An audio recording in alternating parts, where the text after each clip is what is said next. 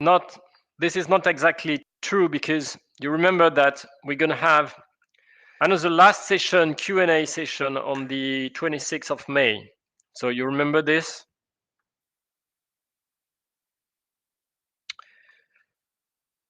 Don't forget the Q&A session on the 6th May.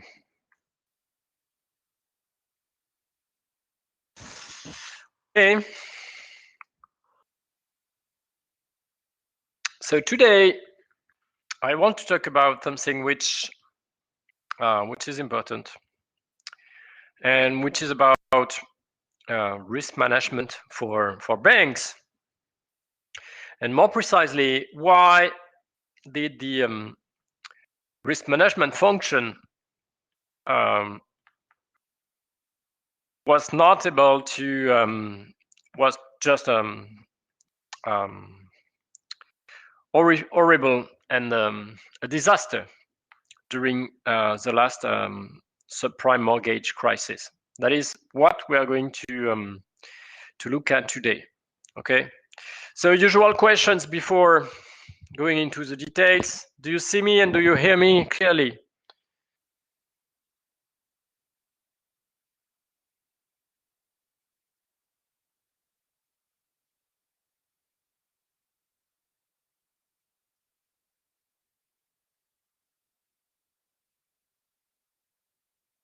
Okay.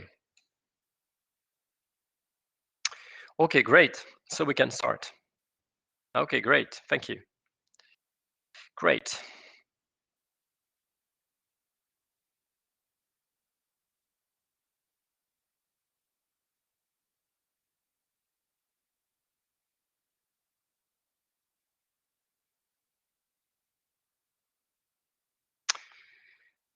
Yes, that is what I am interested in.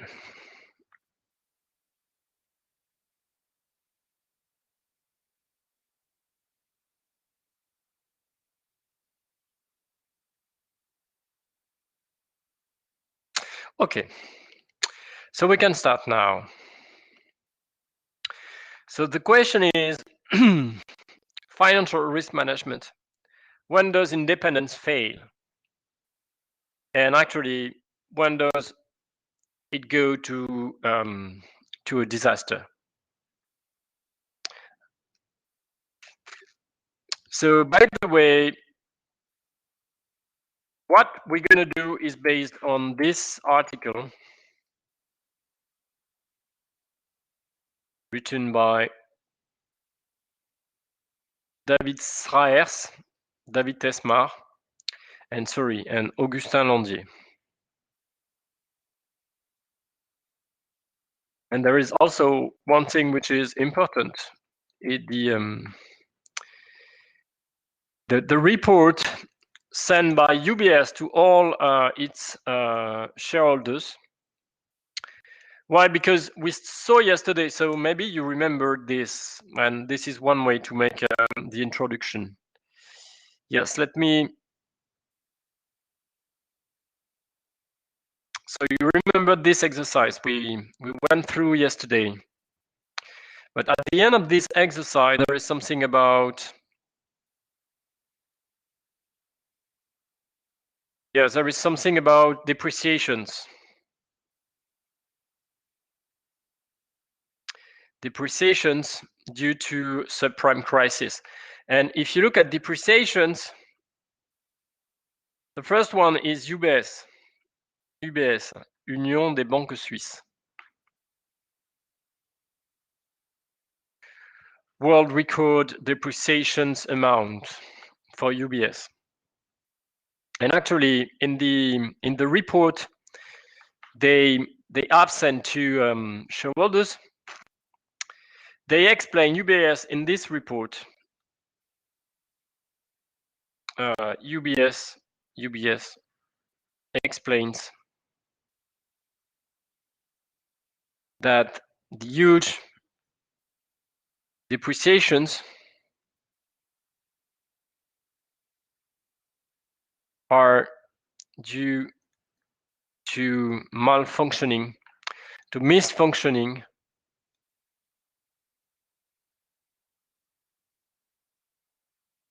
of the risk management function of the financial risk management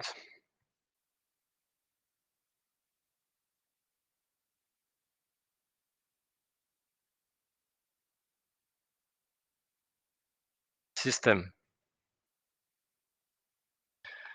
Okay, and by the way, after this, UBS totally modified the way that its risk management system is organized. Okay.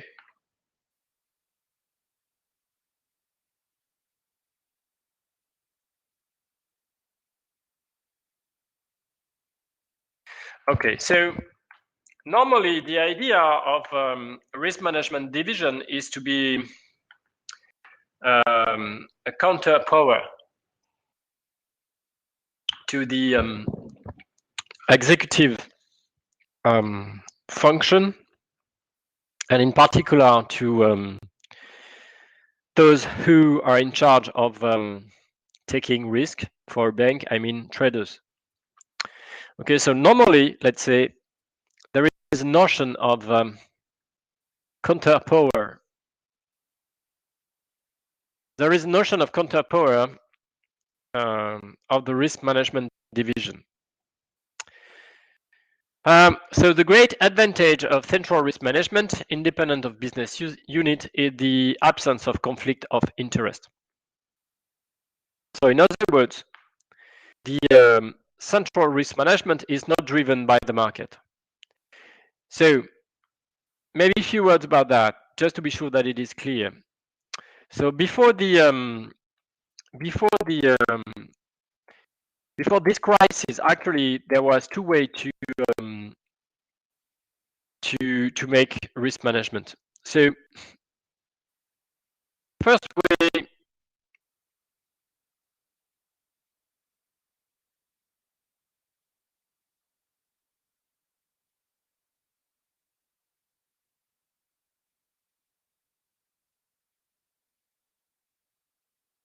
okay.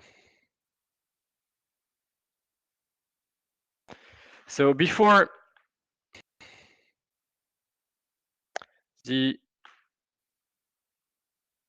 prime mortgage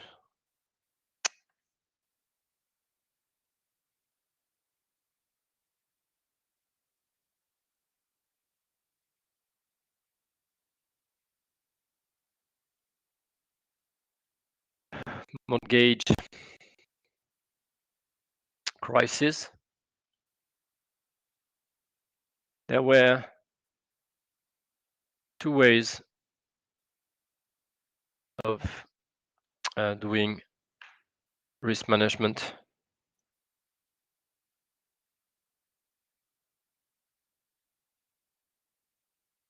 For a bank.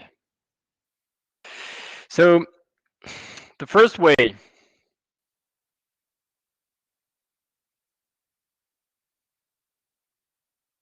was to put risk management division at each business unit.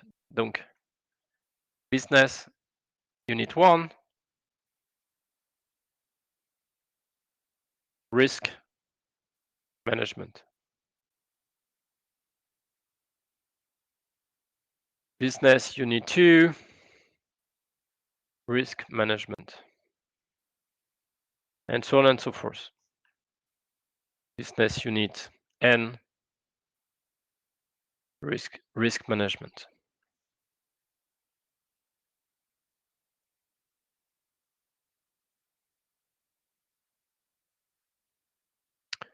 So risk management N 2 1. So in this first version, risk management is not independent. Well, is included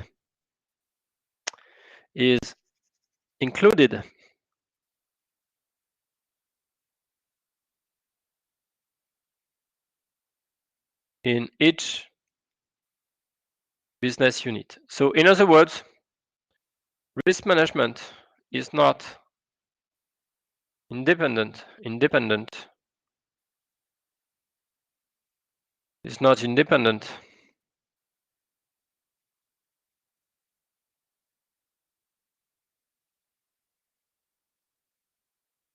from business. So, in other words, risk managers do not report to the bank, to the board of the bank.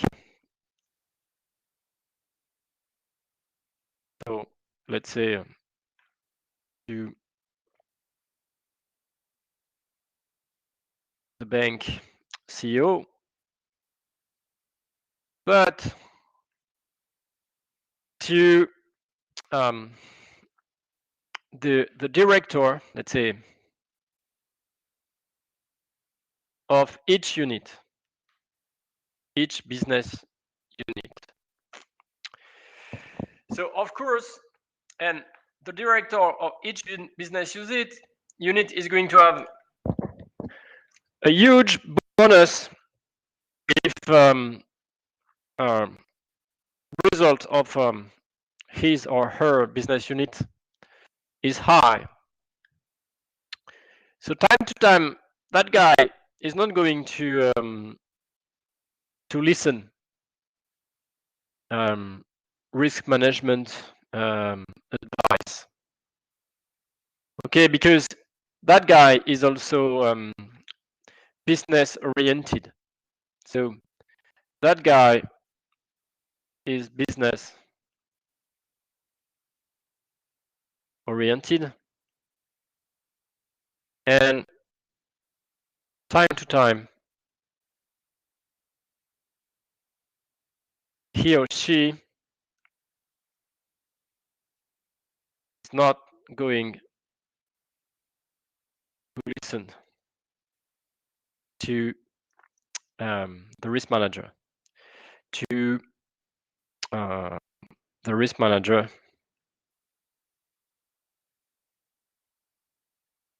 of his her unit. Okay, so this was the first way. The second way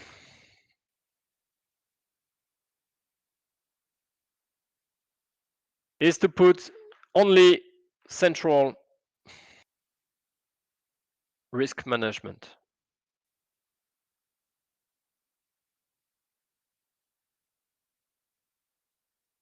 So independent from business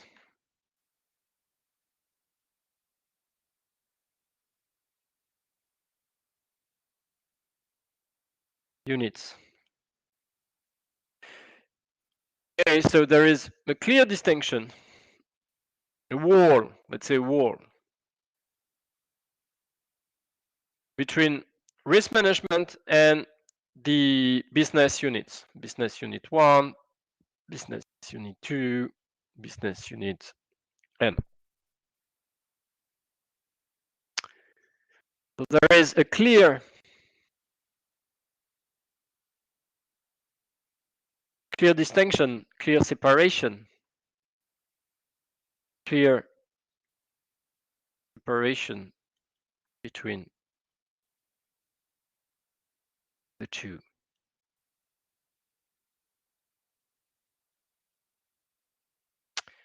Okay, so in other words, the chief risk manager, in that case, the chief risk manager reports directly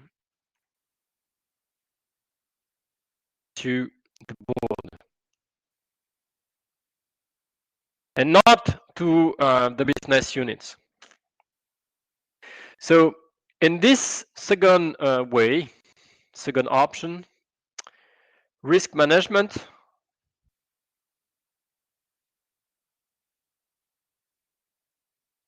In that case, risk management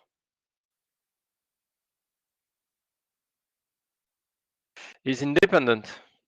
Well, more independent from business consideration. Is more independent from business consideration. Okay, so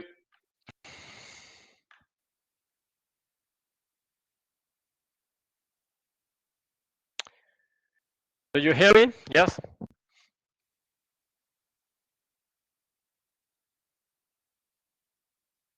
Before the prime mortgage crisis, two possibilities were, well, were in place.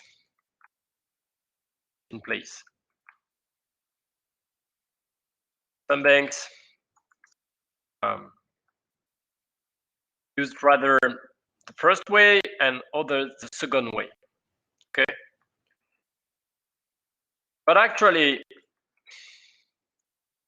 there is something which is clear. There is a clear lesson from history that all the banks which were using first way,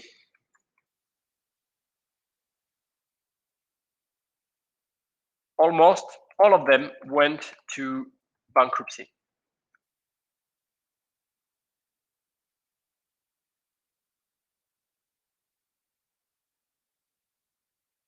So now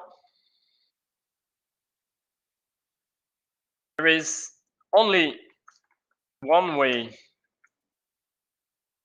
to make risk management banks corresponds to the second way. The first way no longer exists. Okay, because it was just inefficient. Okay, and for instance, UBS, which is still alive, used the first way of doing risk management. Okay, but they really lost a lot of money. They always went to bankruptcy. Almost, not always, but they almost went to bankruptcy. UBS almost went to bankruptcy. Okay, is that clear? The two ways. Is that clear for you? Two ways of doing risk management.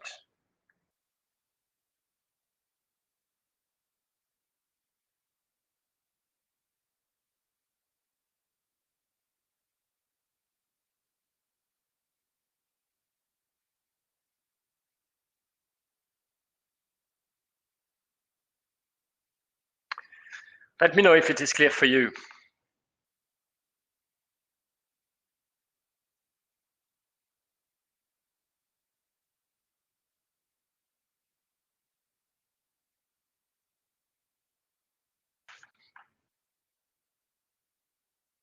Okay, thank you.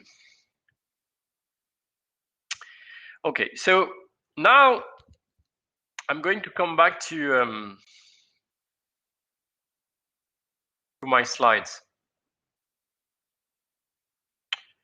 about financial risk management. Okay. So what you have to understand is that here, what we are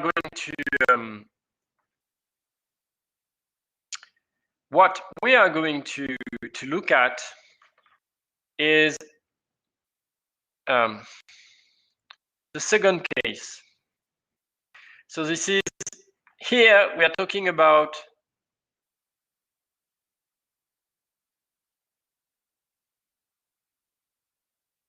the second way of doing risk management.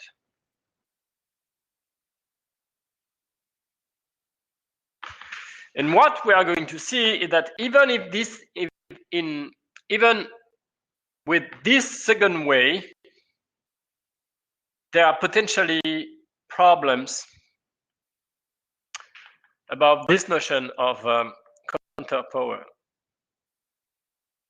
So the problem is that even with this more efficient way of doing risk management, time to time it doesn't work. Okay.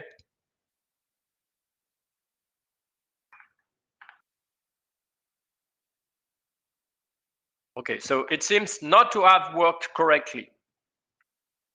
So for instance, UBS has identified risk management malfunctions as one important source for its multi-billion-dollar subprime related loss. But remember, this bank was not using the second way, but anyway. UBS analysis identify a number of factors within the risk control functions, especially within market risks, that suggest that the overall risk control framework was insufficiently robust. So just a few words about that, because I think it is very important to understand. So in 2008, UBS was really close to bankruptcy. And you know, in terms of trust, shareholders actually have lost their trust on UBS. And everybody was just thinking about selling shares and investing somewhere else. So UBS was forced to write a very serious report to all its shareholders. So the report was quite huge report. And moreover, UBS modified deeply the way, in particular, risk management was organized in order not to do the same for the bank, not to do the same mistakes again in the future. So this is really crucial, and I think this is maybe the only example I know about a bank doing something like that. Okay. So normally, the role of trader T, let's say we're gonna call it capital T, is to select an asset to invest in, while the risk manager, RM, can decide to approve or not. Due to his compensation structure and limited liability, T, the trader, has an intrinsic preference for the riskiest asset, even though such a selection can be value destroying. And this context, giving a different compensation structure for RM may elicit an optimal behavior from the trader.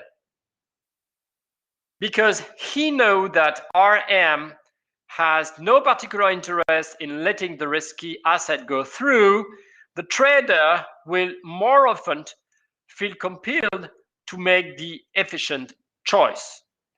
So by the way, I've got one question for you. So tell me, why is a trader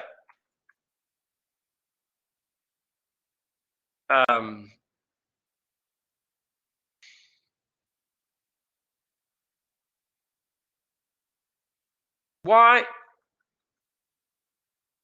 does the trader why is the trader willing to take excessive risk? Why is it the case?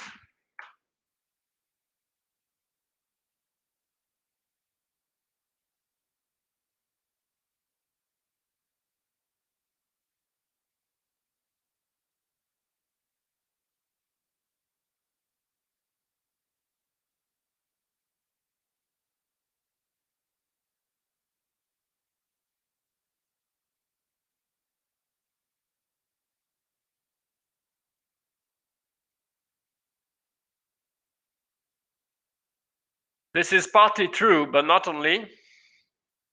High risk, high return.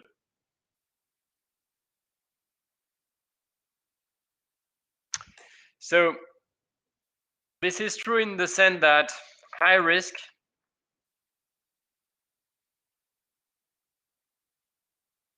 high return when things go in the good direction due to bonuses. So this is part of the answer. So in other words, due to bonuses, trader benefits from the upside risk.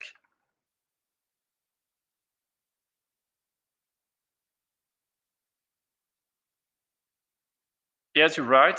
It's not the compensations are not based on the risk management activity. That's right. Only about returns. But moreover, due to limited liability, once again, traders are protected from the downside risk. They are protected from the downside risk. Okay, so they benefit, traders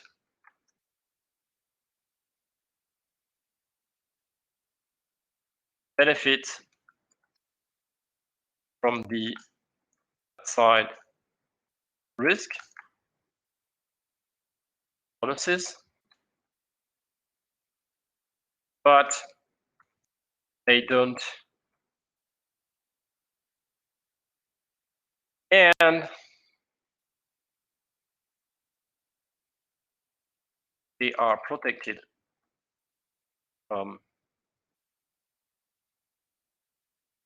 downside risk. Okay. So this is why naturally they want to take excessive risk. And normally the role of the risk manager is to be the counter power and to avoid traders taking too much risk. Okay, so this is the second part.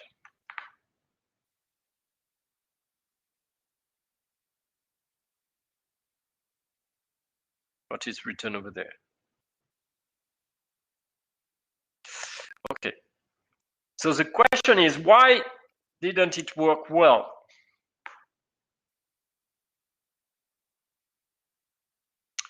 So here is the model that we are going to consider. So there are two agents, trader T and risk manager RM. There are two states of nature, S1, S2, which potentially can be realized with same probability, 0.5, 0.5. There are two assets, asset 1 and asset 2. And the risk manager, so first the trader takes the decision whether to invest in asset 1 or in asset 2. And then the risk manager can either confirm choice of the trader or reject this choice. So you see that if the trader anticipates that the risk manager is going to reject a choice, well then is going to be he's not going to choose that investment, okay? Because if he knows for sure that the risk manager is going to reject it, well, there is no it's not interesting to choose to select such an investment. So the risk manager, let's say, takes its decision based on its information about the cost of capital, C, but the cost of capital is randomly distributed. So this is random variable. Okay. And this is the distribution function of this random variable. So in other words, the cost of capital can be either high or low. Okay. And of course, this is going to impact on the viability of the investment. Okay. So depending on the cost of capital, an investment is going to be to have, let's say, an investment is going to have a positive NPV, or on the contrary, a negative NPV. So this is why it is important. Moreover, payoffs coming from the investment are also potentially risky. So there is, for each investment, you're going to have one return in state 1 and another return in state 2.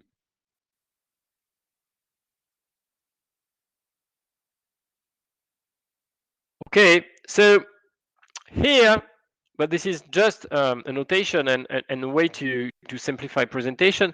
What we're going to do is the following. But remember, this is just to simplify things. So if I take asset 1, if it is S1, the return is going to be R1. But if it is S2, then the return is going to be negative, so a loss. And basically, it's the contrary for asset 2. So if it is state 1 minus R2, and if it is S2, R2. Okay, that's the way you can think of this. But this is maybe the simplest way to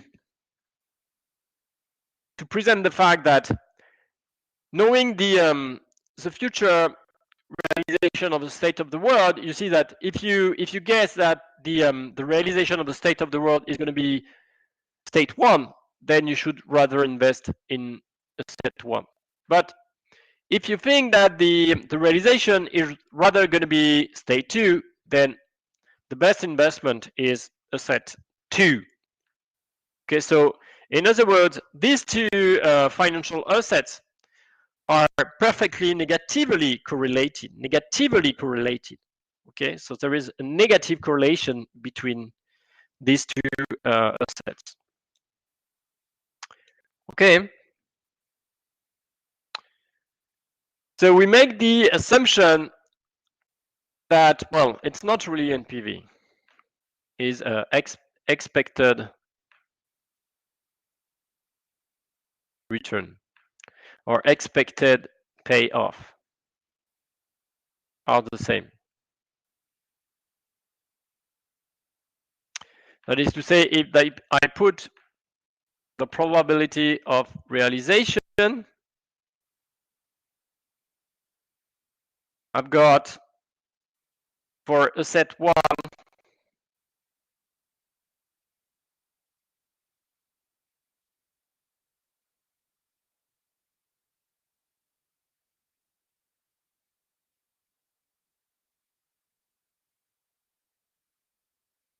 and for asset 2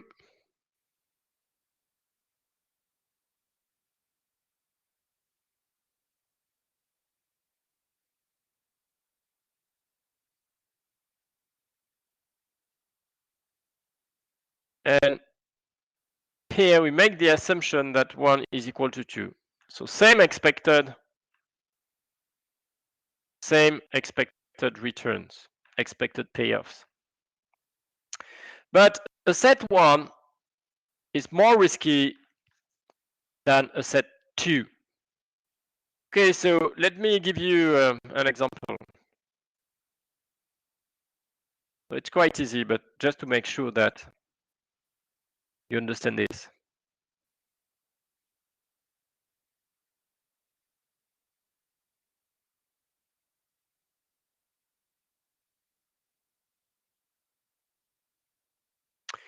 So for instance, you've got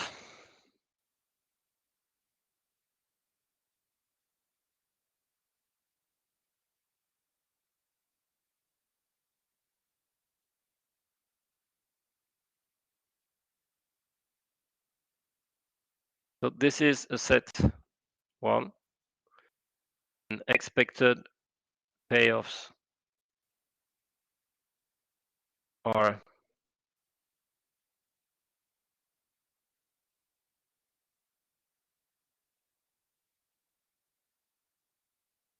and asset 2 is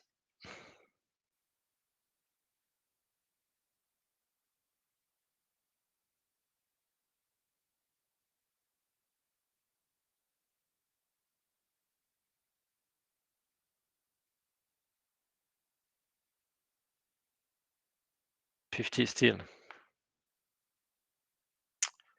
Okay, but so in which sense can we say that asset 1 is more risky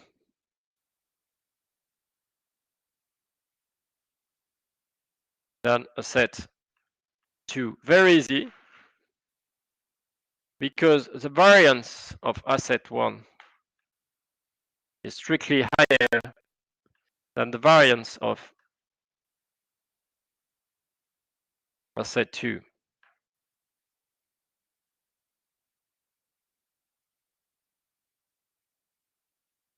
Okay, so for instance,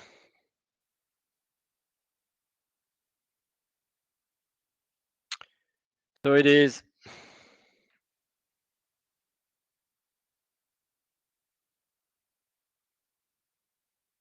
in our case it is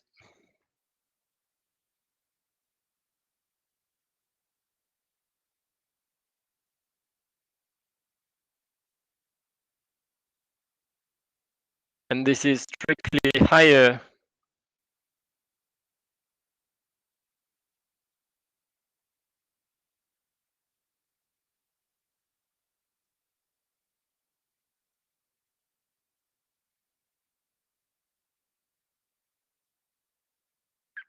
okay, sorry, square. Of course, 1 is strictly higher than 2.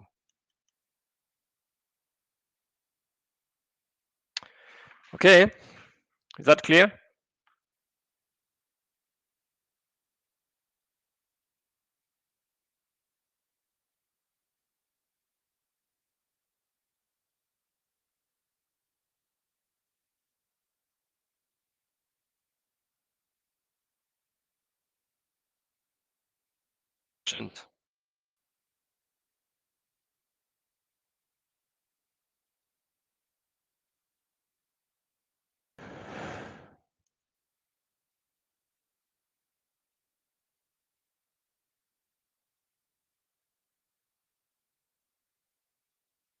Nothing?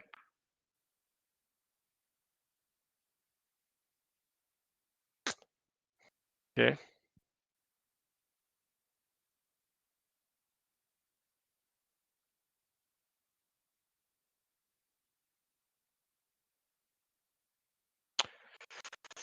Okay.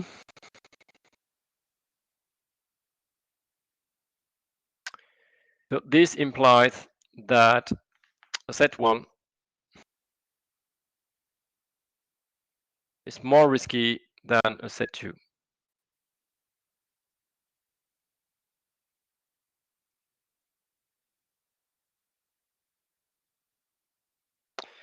And to simplify, we assume that the discount rate is normalized to 0.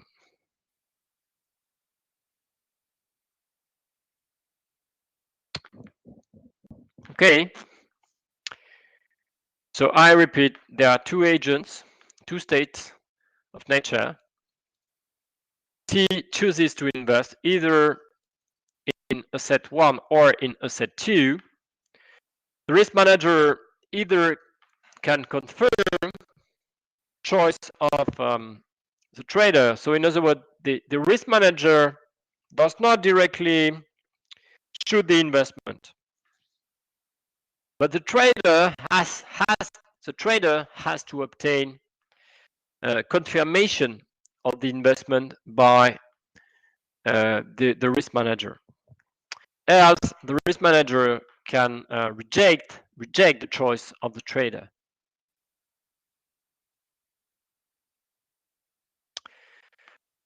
So what about the model? The earnings. What about earnings? So of course, if there is no investment, in case of no investment, both the trader and the risk manager just get 0. So if there is investment, actually there is a wage function, let's say, or remuneration function, both for the trader and for the risk manager. So for the trader, it is a function which depends on the return. So you've got G of the return in case of state 1, and G of R2 in case of state 2. Okay. So to make, okay, so let me detail this a little bit. So if set 1, you're going to have G of R1 and G of minus L1, but this has to be positive. So this is due to limited liability. And if set 2, you have G of minus L2, but which is just equal to 0 due to limited liability. And you have G of R2, which is strictly positive. Okay. But moreover, this function, the fun function G is increasing. So this implies that G of R1 is going to be strictly higher than G of R2. Okay. So this is quite easy, I think. So what about the risk manager? Well, for the risk manager, the remuneration is now H of R1, H of minus L1, which is also equal to 0, minus C tilde. So if set 1. So in other words, the difference between the risk manager and the trader is that the risk manager takes into account the cost of capital,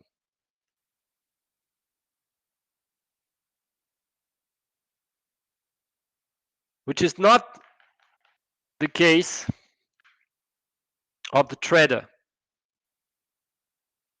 Okay, and if set 2, age of minus L2, which is equal to 0 due to limited liability, and age of R2. And sorry, minus in both cases, minus the cost of capital. Okay.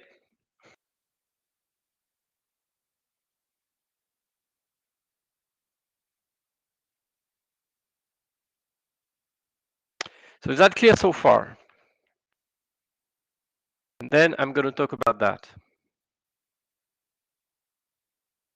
About this assumption.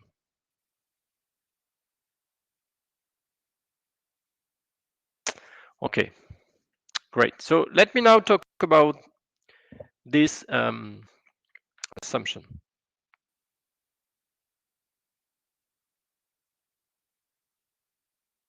Okay, but before, okay.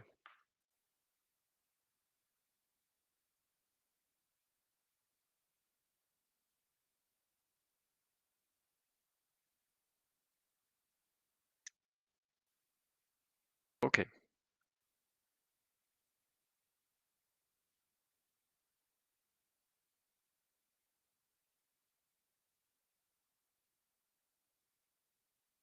Age is a age. Age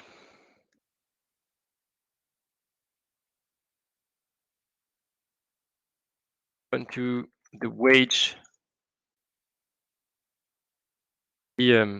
or the remuneration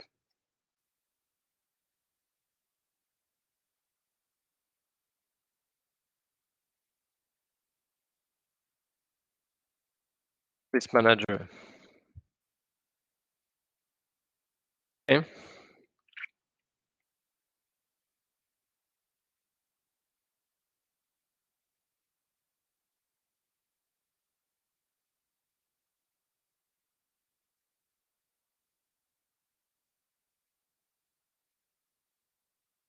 So we have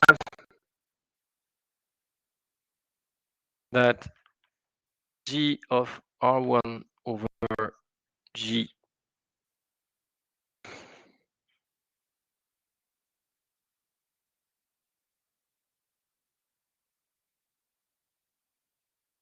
of R2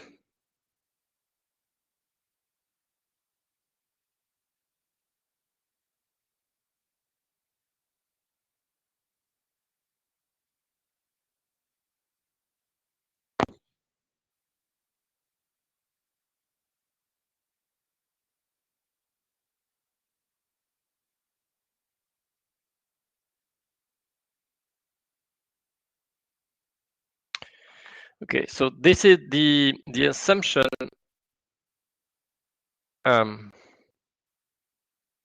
this corresponds to the assumption we are looking at.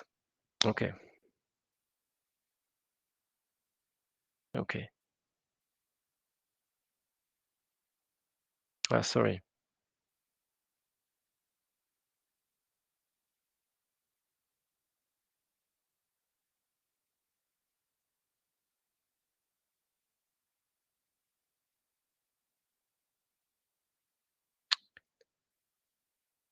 What is the meaning of this?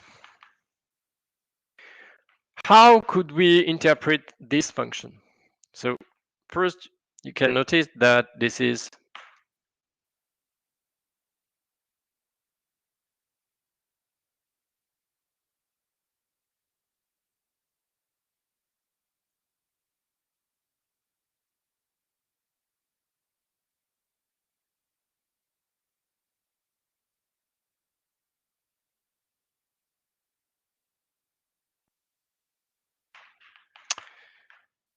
So it is equivalent to this. Okay, so we see that this is something which is related to investing in set 1, while this is something related to investing in a set 2. Okay, so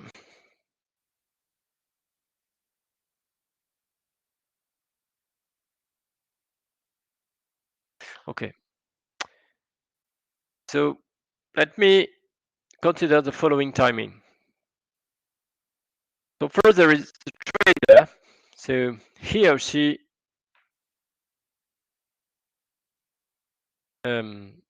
select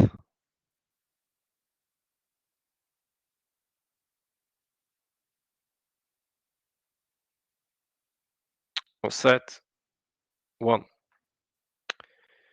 And then the risk manager. So the risk manager either confirms or rejects the choice of the trader, choice of T,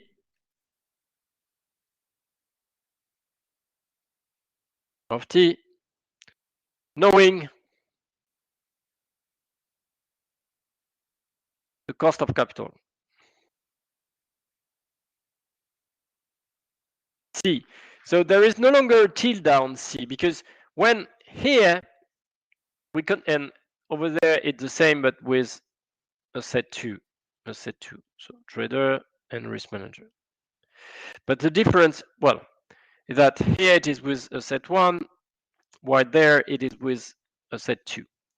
But when the trader, when the risk manager confirms or rejects the choice of the trader, he or she knows the realization of the cost of capital. So this is why this is no longer C tilde, this is just C. Okay, so knowing C, so the risk manager is going to accept to confirm the investment if and only if this is lower than his or her expected return, which is, sorry, there is a mistake over there. There is a mistake over there, which is because it's going to have this with probability 1/2 or 0 with probability 1/2. So the expected payoffs for the risk manager are equals to h of R1/2.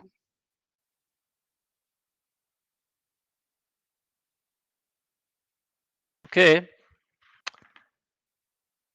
So let's say there is t equal 1, t equal 2,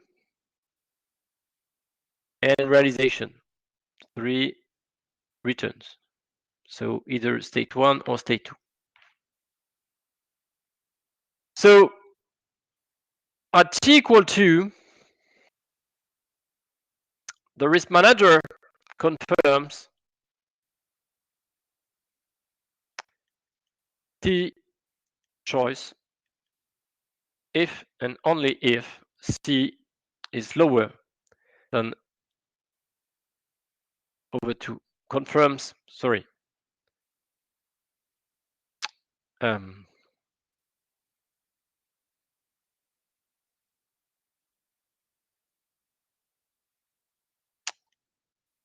Confirm the choice.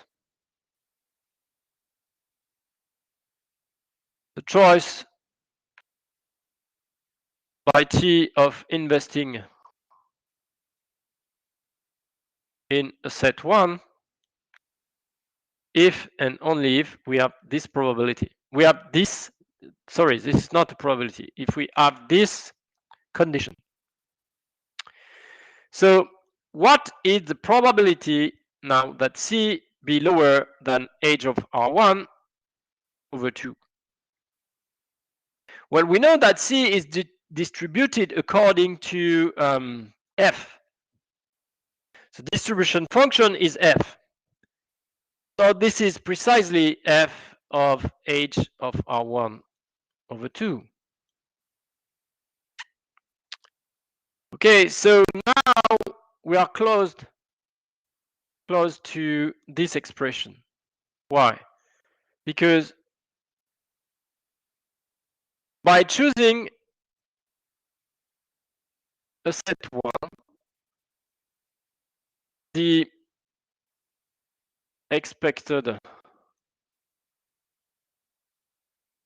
expected remuneration of t is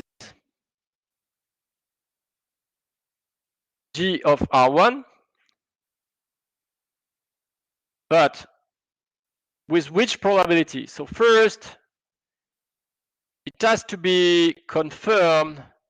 It has to be confirmed by the trader, which is going to happen with this probability.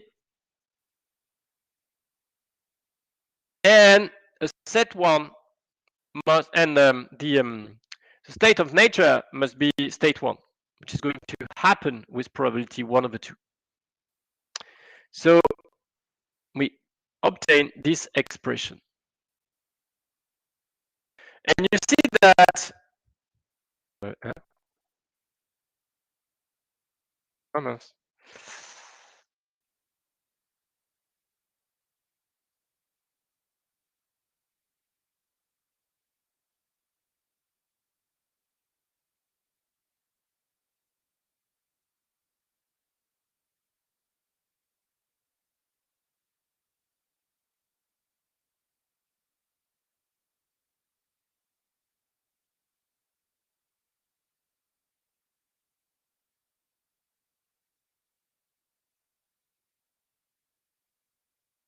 so I repeat,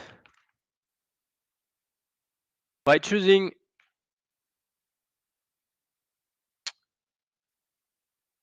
the set 1, t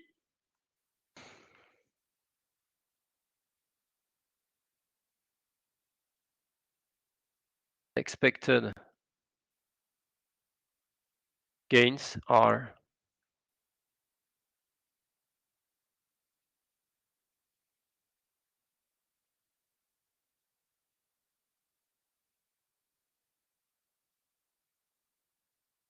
and what about and by choosing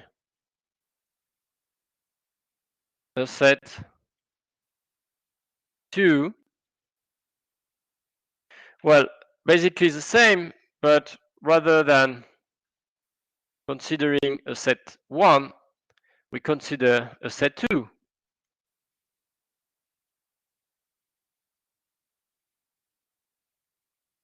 And having kind of a natural preference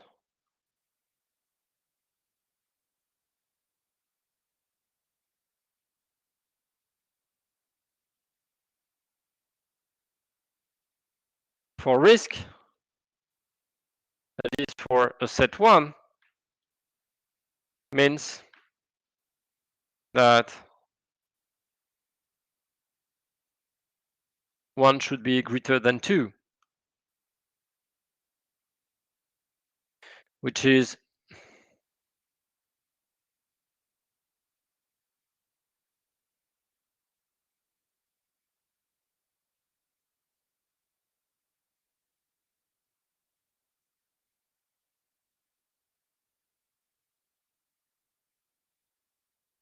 you see that you can simplify by this, and you end up with the assumption we were considering. So strict, if I put this strict preference,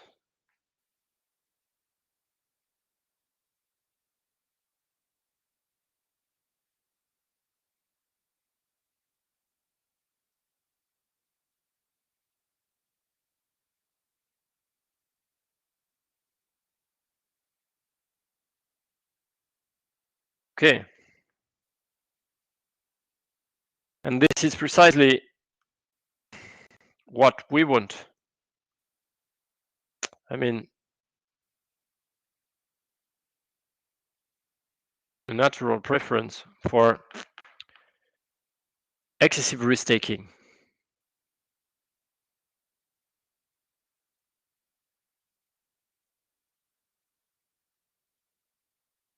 So there are questions.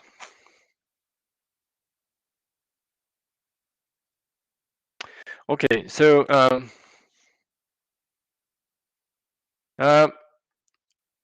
RM remuneration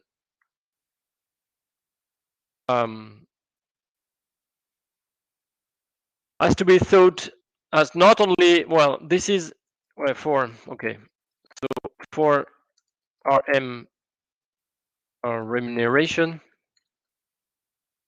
this is one possibility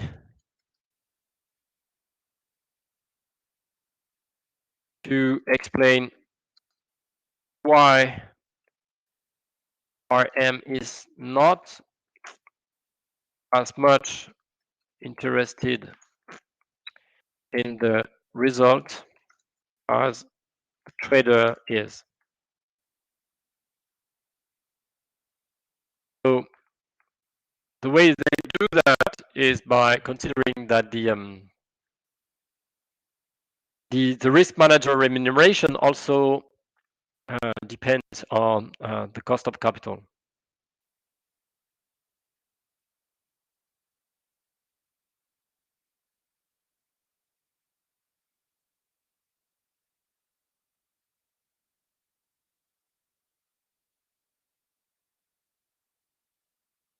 Yeah.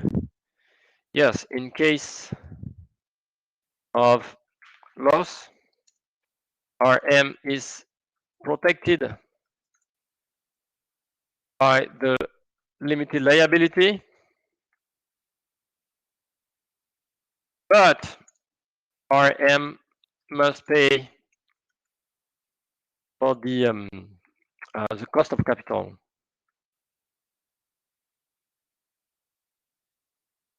So in other words, the objective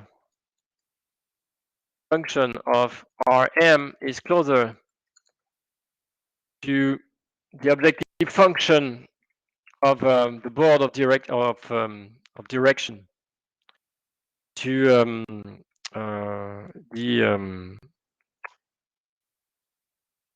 bank's CEO. So taking payoffs, but also cost of capital. So you pay the capital, but you don't have to support from the extra losses which could be associated to an investment.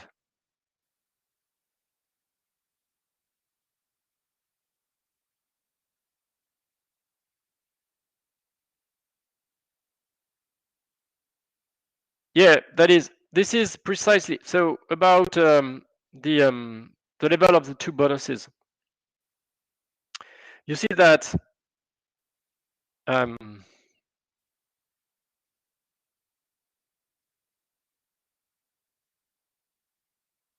so this is precisely what is written over there. That you look at this.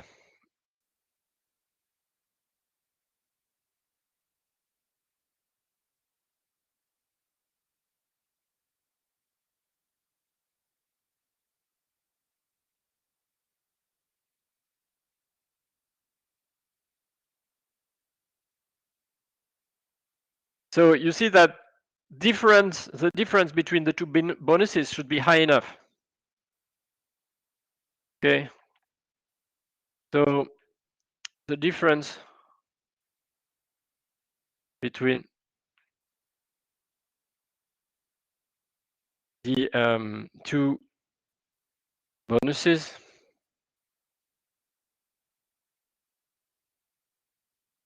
should be, so this is bonus 1. So bonus 1.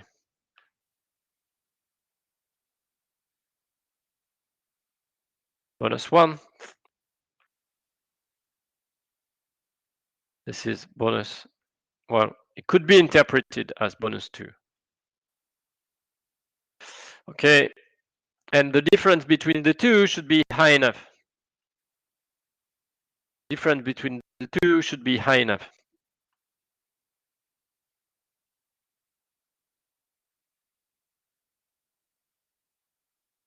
But by the way, when we talk about difference, either you make the difference between the two, and this is not the way we look at the difference, or you take the ratio between the two. And this is the way we find the condition.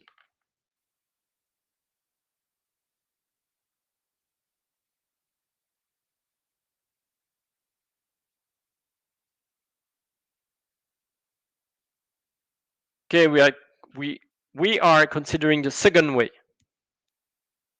Okay.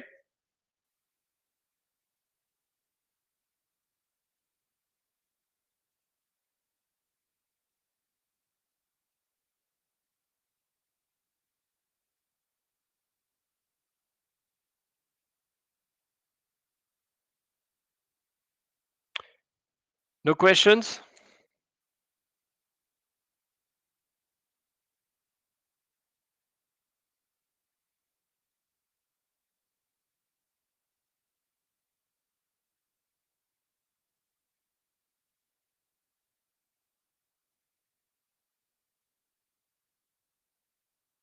Nothing?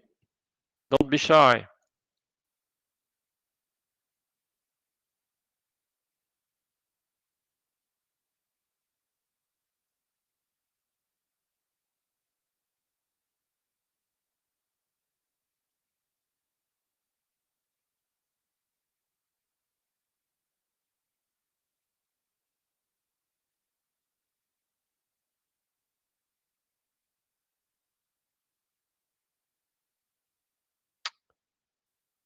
Okay, I see your point. In the two cases, it is actually halved. Let me show you.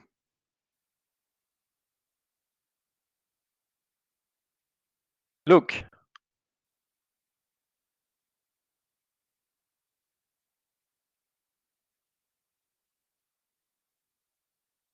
This is written over there and over there. So I repeat.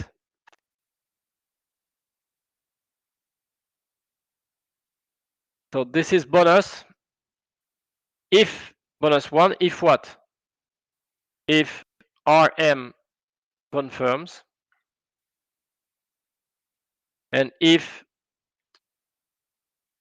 state 1 occurs. So the probability of confirmation is F of R, not R, H, R1 over 2. And the probability that state 1 occurs is 1 over 2. So you're right. It is over 2 times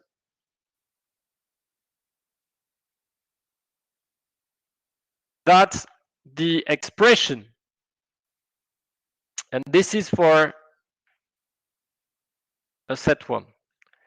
But we compare this to the same, but for a set 2. So for a set 2, it is J of R2 times F of H of R2 over 2 times 1 over 2.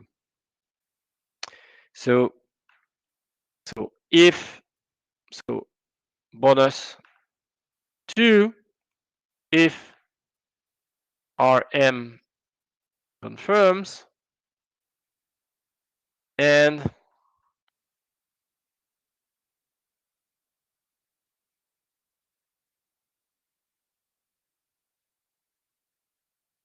if state 2 occurs. Okay, so this is J of R2 now over 2 times F of. Now we've got this expression, but we want 1 to be greater than 2. So you see that you can simplify. You can simplify.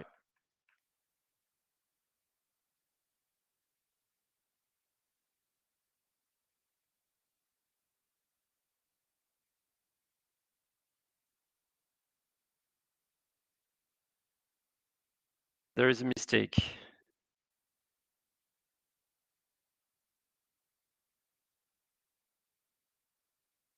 Can simplify. And if you simplify, you obtain this expression, okay, by simplifying.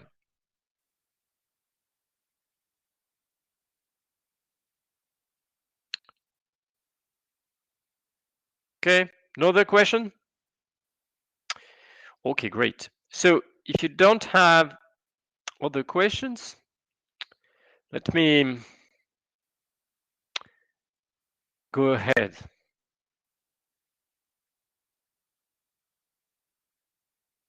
Okay, so that is where we were.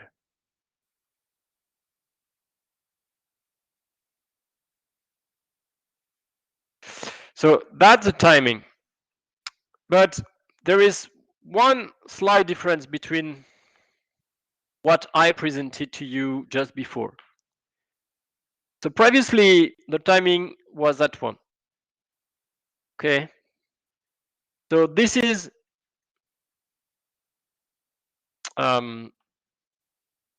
with no signal, but actually the work of a trader is to look at markets, financial markets, and try to understand which asset is going to be more profitable in the future. So you remember I told you there is no particular information. So first the trader chooses an investment. The risk manager either confirms or reject the investment, and at T3 payoffs are realized. But here we consider that actually before the trader takes his or her decision, there is a signal. So let's say at what we call now T1, there is a signal about not future payoff, but about future state of nature.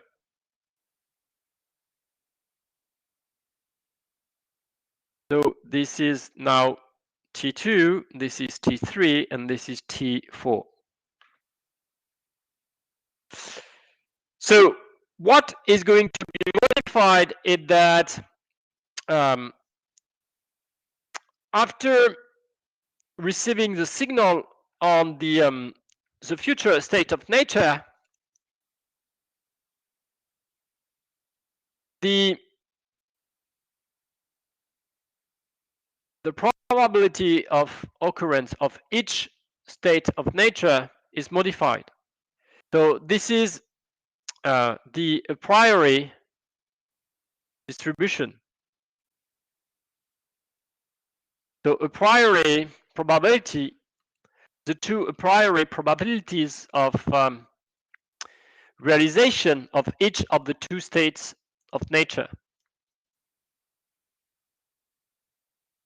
But now it is modified. So let's say if, so the signal is called sigma. Sigma is a signal, right? So sigma is a signal. So sigma could be either 1 or sigma is 2. So if sigma is 1, it means that it is rather state 1 which is going to occur. And if sigma is equal to 2, it is rather state 2 which is going to occur. Okay. So with this, we have a conditional probability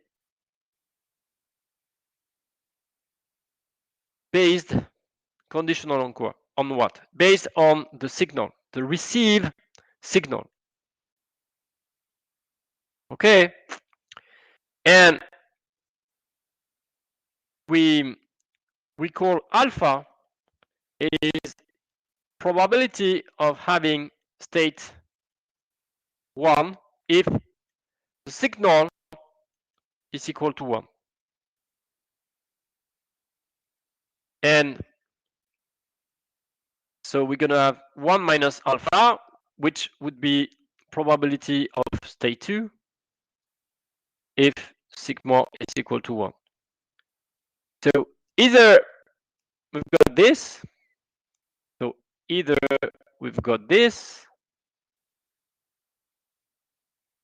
so this is associated to sigma 1, to sigma equals to 1, or sigma is equal to 2.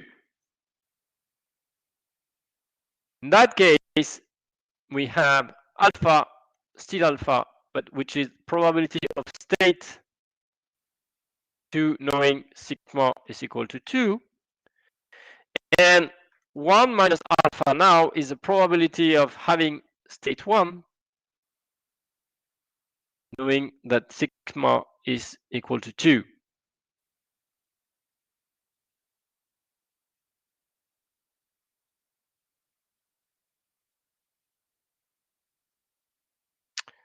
Okay, these are the two possibilities. But remember that this is something important, because there is one new aspect, which is the nature of the signal. Okay, so taking into account the signal, the public signal, what, let's say, would be, and by the way, alpha is greater than 1/2. What would be the natural choice expected from T? Remember that alpha greater than 1/2. What do you think?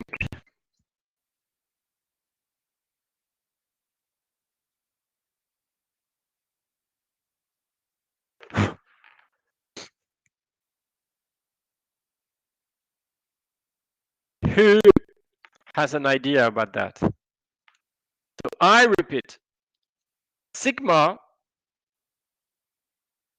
is an indication, a signal about the future state of nature which is going to occurs. So in other words, if sigma is equal to 1, people think that state 1 is more probable than state 2.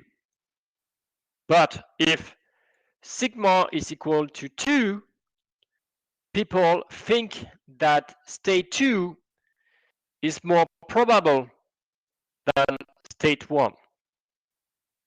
And you know that asset 1 is going to yield payoffs only if state 1 occurs, whereas asset 2 is going to yield payoffs only if state 2 occurs. So what would be the natural choice of the trader? What do you think? Nothing. Come on. So following alpha equal 1, yeah. Following alpha equal 1, he should rather choose set 1. But this is not a problem. This is not a problem because even without more information, is corresponded to the choice of T. So this is not a problem. But following alpha equal 2, he would rather choose the set 2. Okay.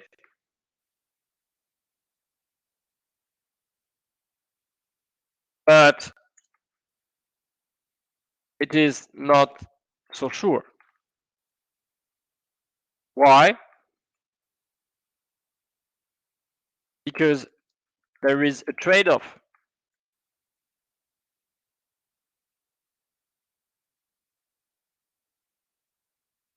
For T. You see that on the one hand, by choosing a set 2, the trader knows that he's going to obtain a return with a higher probability. But on the other hand, by selecting a set 2, the return the trader is going to obtain by selecting a set 2, the return the trader is going to obtain is lower than the return, the bonus associated with a set 1 if state 1 occurs. So there is a clear trade-off for the trader, right? Do you want to make break as usual? Are you interested?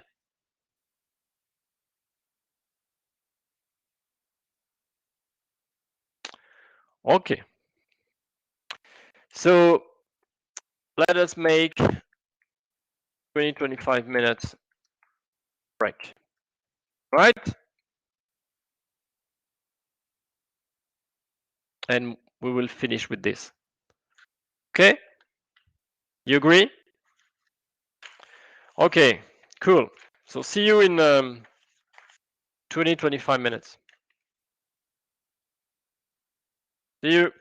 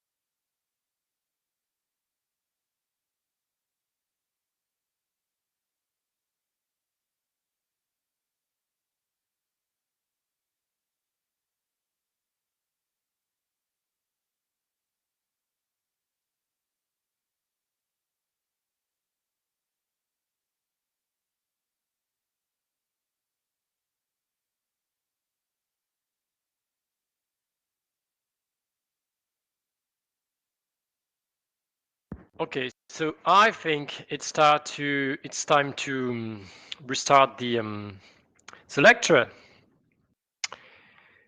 Okay, so so there we are.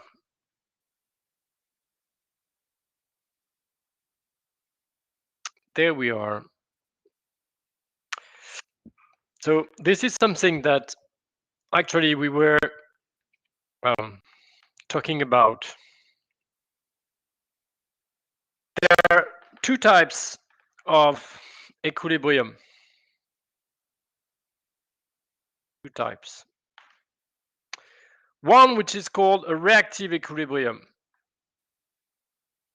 So the reactive equilibrium is making the investment in some extent recommended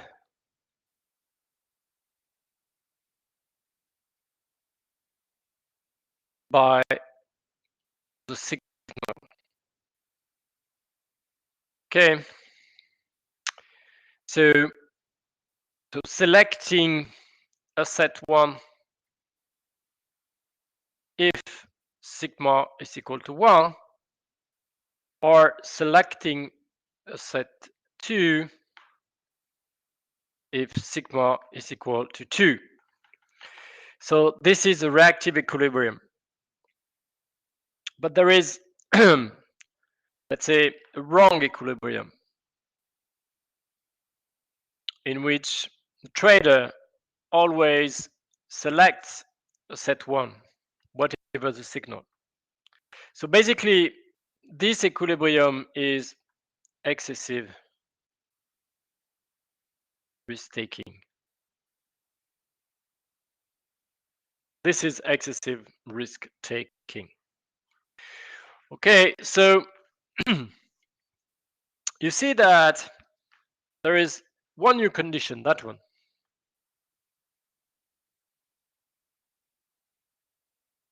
So this is the new condition.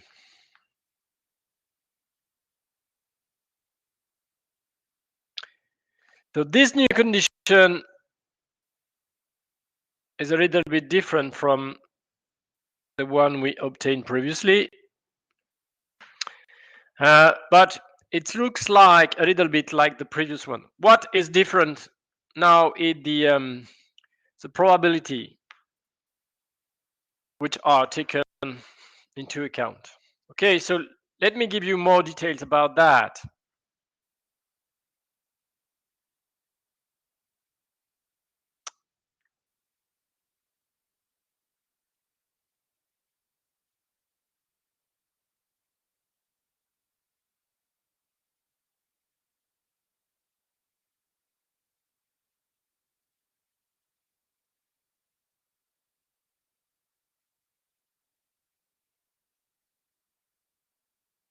So the reactive equilibrium.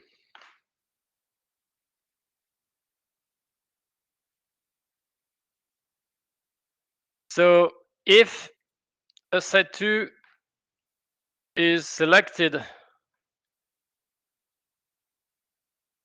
by T, so in case of success, the trader is going to receive this bonus 2.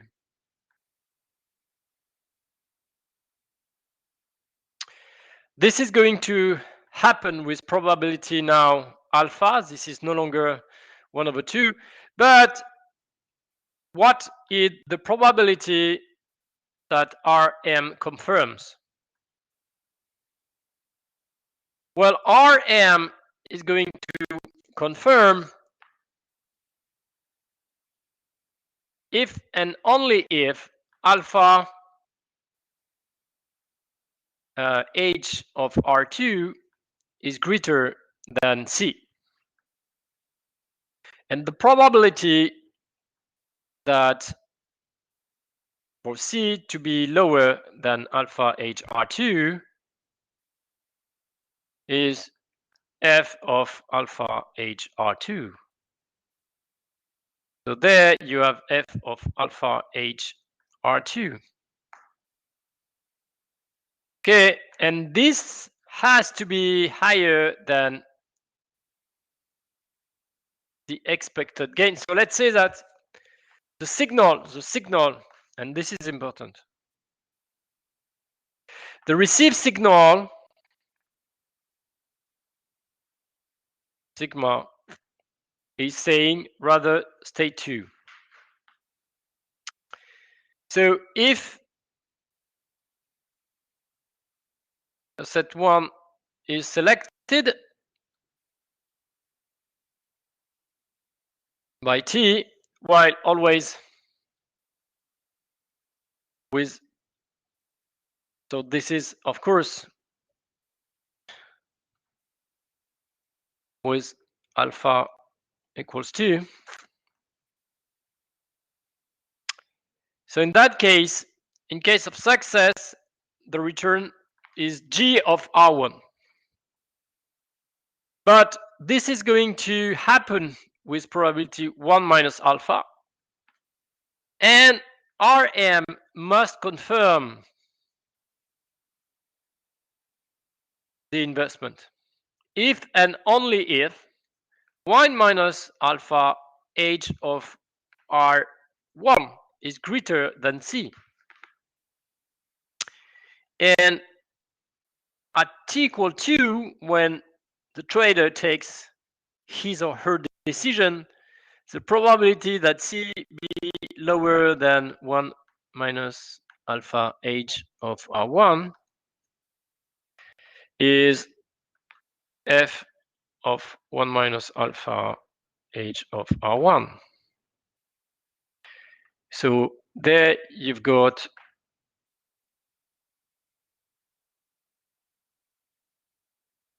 this. Okay. So if this inequality is satisfied, if this is satisfied, then there is the reactive equilibrium exists.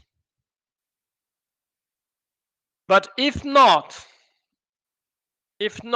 so if the inequality goes in that direction, we would have the non-reactive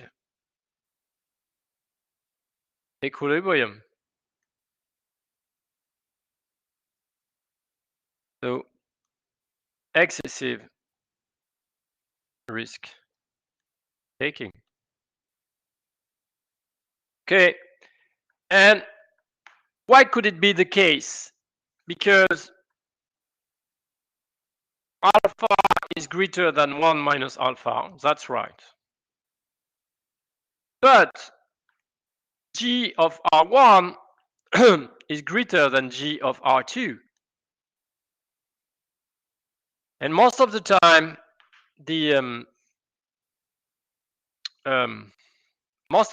we've got g prime positive, but g second also positive. So something which is increasing and convex.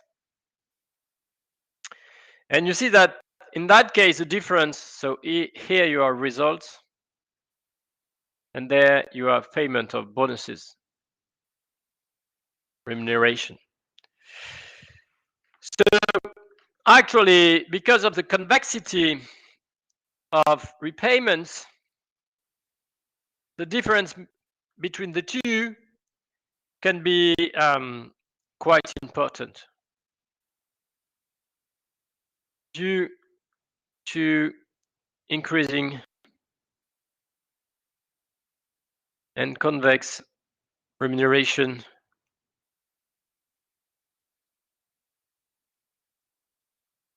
function. The difference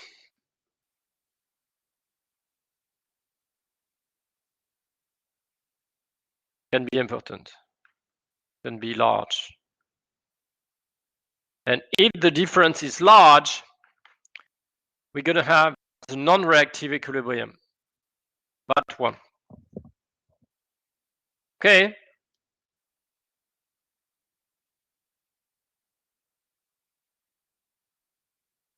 You understand that?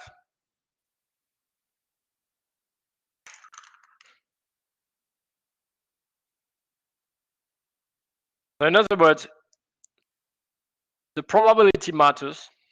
Of course, if by selecting the wrong investment, the probability of obtaining a payment is close to zero, well, it's not possible. But the difference in terms of payment, whether it is the asset 1 or asset 2, which is chosen, implies a difference.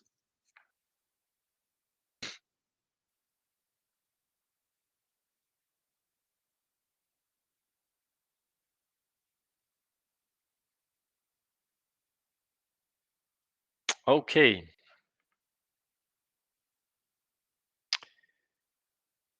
Okay. So proposition 1, the possibility of having reactive equilibrium decreases when T's salary increases further with large payoff, growth and convexity of T's compensation function. That is, when G of R1 minus G of R2 increases, or G of R1 divided by G of R2 increases. Okay. This is exactly what we saw. The same for the risk manager.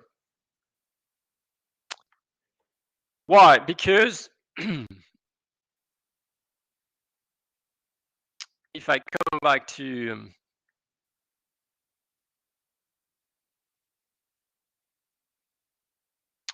so in this slide, you see that what also is important is what is written over there.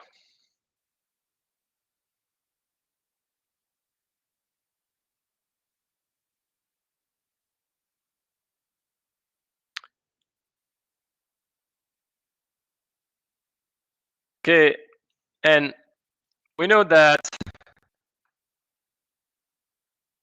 age of R2 is lower than age of R1. So if the difference is important, can make this probability greater than actually the other.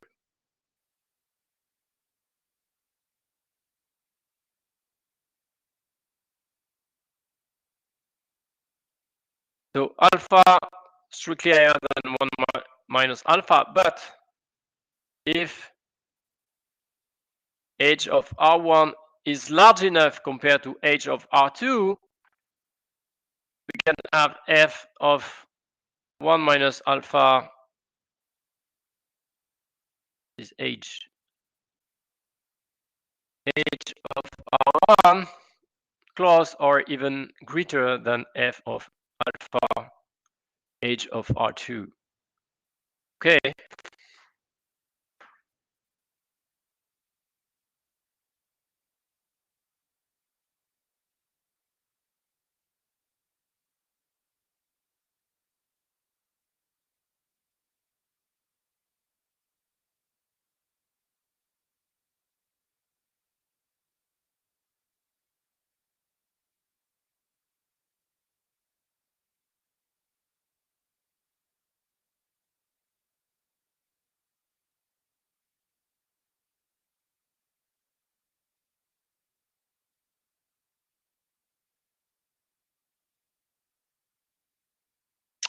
Okay.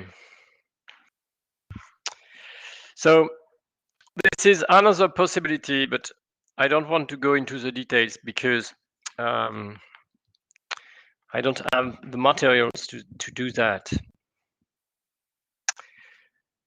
So what about variable cost of capital? So the idea is to say that sorry, this is quite far. It is over there. So actually, conditional on the signal, choosing the wrong investment is more costly than choosing the right investment. So this is going to modify our condition, and of course, this is going to be helpful in obtaining the reactive equilibrium. Okay, so this is what I'm going to develop now. So consider the following.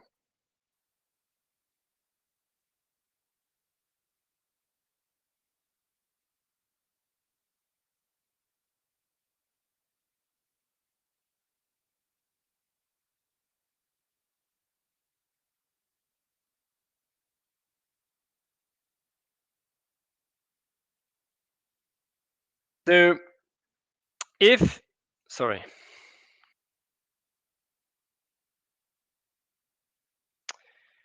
So now we consider that the cost of capital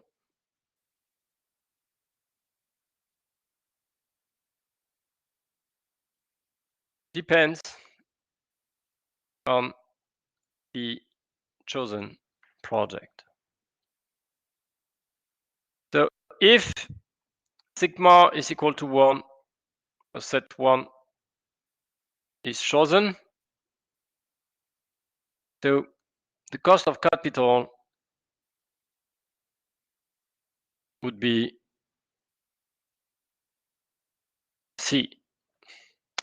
But if a set 2 is chosen, the cost of capital would be C plus lambda. Moreover, in the other case, if sigma is equal to 2, the set 2 is chosen, the cost of capital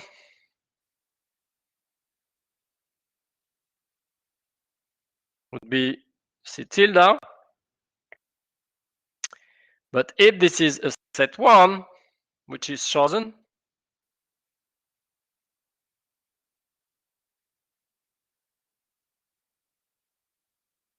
then the cost of capital increases.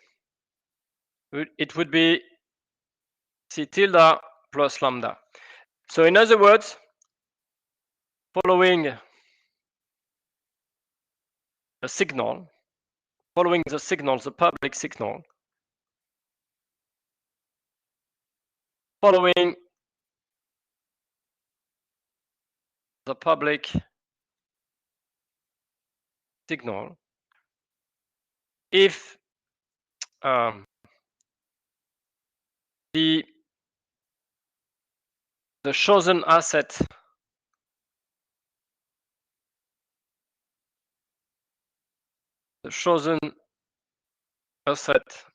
is not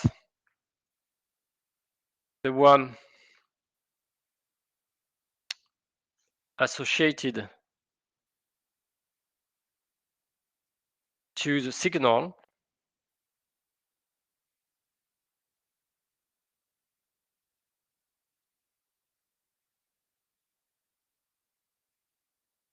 then the cost of capital increases. C tilde plus lambda versus just C tilde.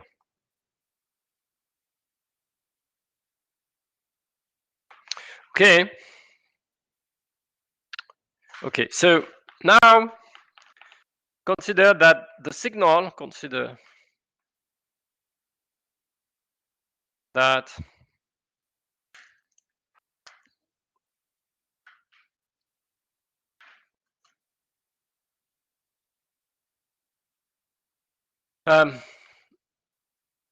the received signal is sigma equal to. So the appropriate investment is a set 2. So expected gains of T if a set 2 is selected. Well, this is G of R2 with probability alpha times the probability that the trader accepts a set 2. So probability, sorry.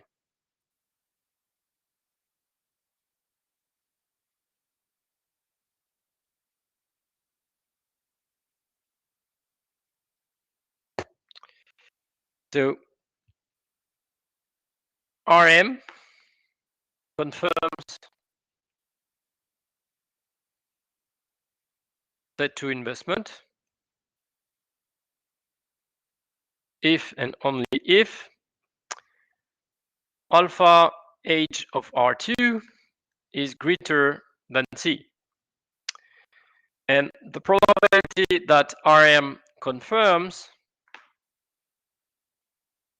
is probability that C be lower than alpha H R2, which is F of alpha H R2. So this is times F of alpha H R2, exactly as before, the same as before. This doesn't change.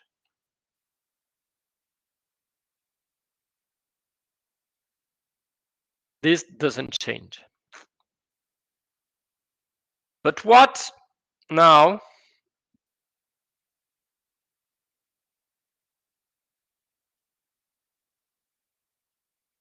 So what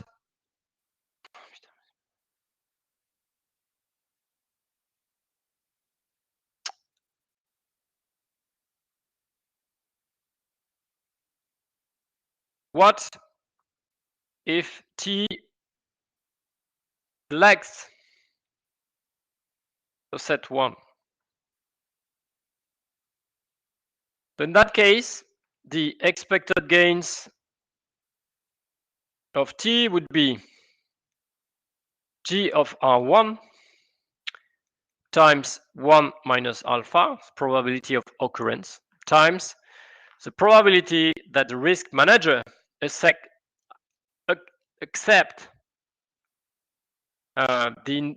confirms the investment in a set 1. So RM confirms set 1 investment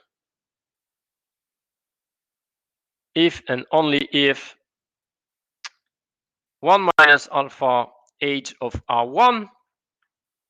So this is the expected gains. The expected gains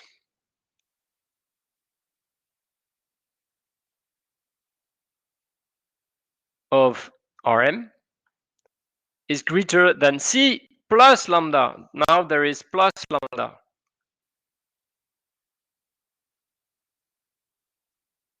Plus lambda.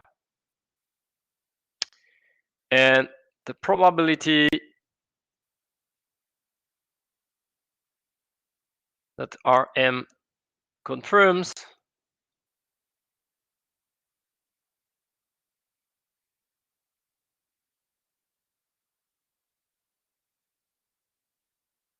is, so this is basically equivalent to C being lower than 1 minus alpha H of R1 minus lambda.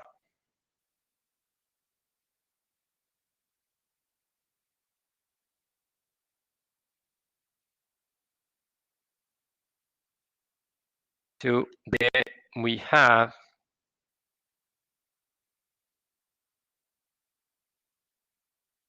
And of course, so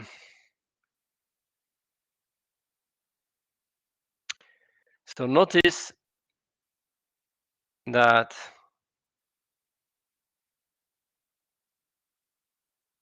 so this is lower than 1 minus alpha h of R1, and therefore f of 1 minus alpha,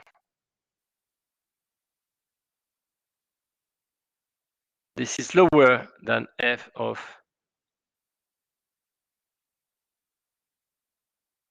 h of R1. So now the condition is that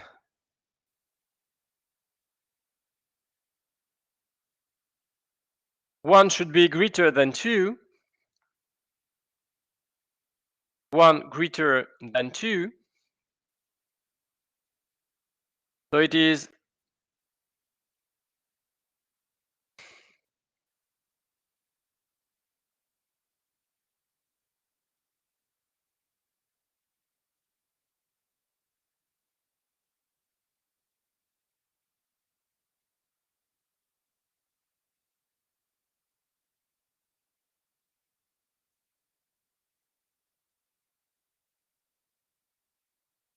so this is the condition we are interested in.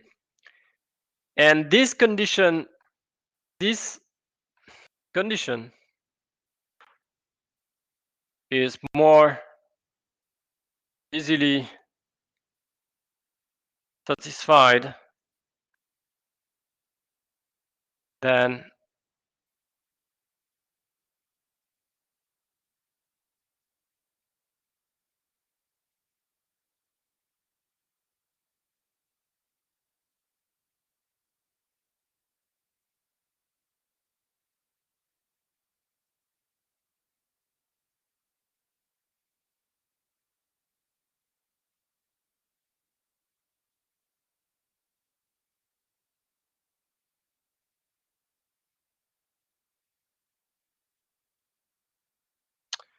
why? Because actually,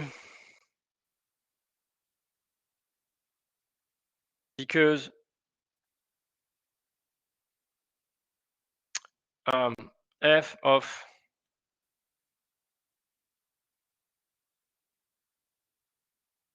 this is lower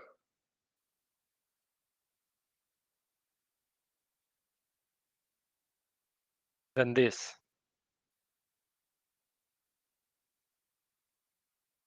Okay. So this makes actually the reactive equilibrium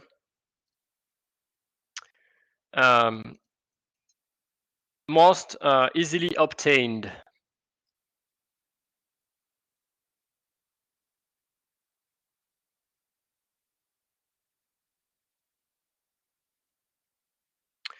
So in other words, if the cost of capital increases when the wrong investment is made, it makes the reactive equilibrium most easy to obtain. Okay, it is easier to obtain the reactive equilibrium in such a case. Questions? Let me know.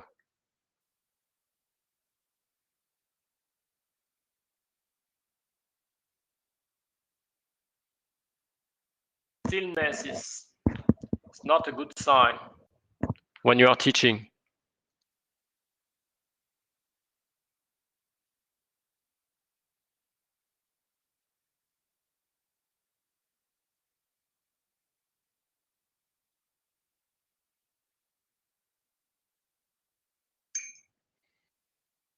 You should ask questions and pay for it.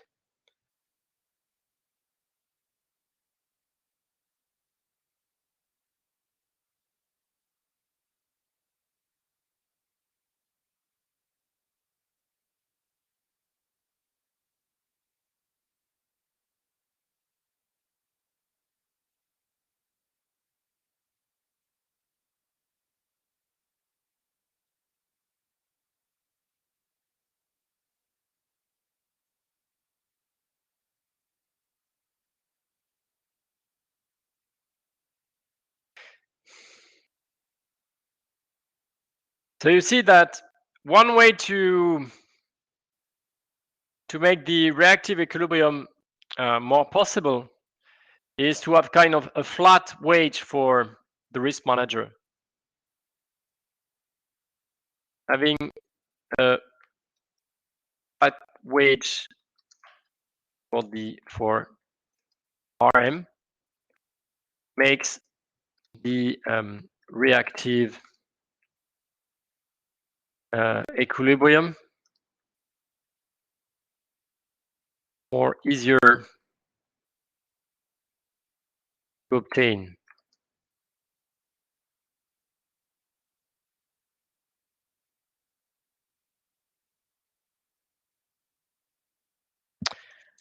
You see that if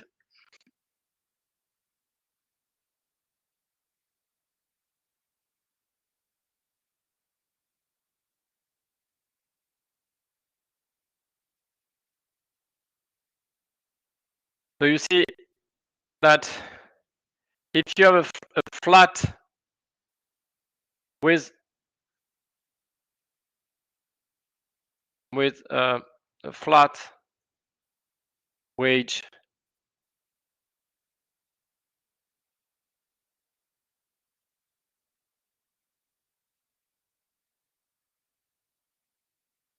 for RM, you would have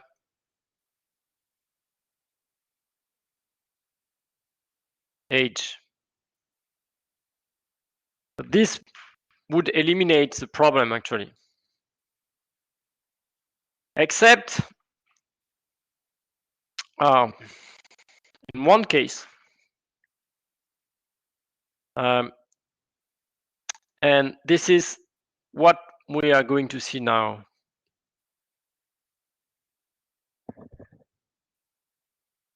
This is the case of bribing. It's not good, huh? It's never good to bribe. Okay, so if there is variable cost of capital, depending on the available information, well, it makes the reactive equilibrium more probable. And for alpha high enough, the reactive equilibrium always exists. Bribing, this is not good.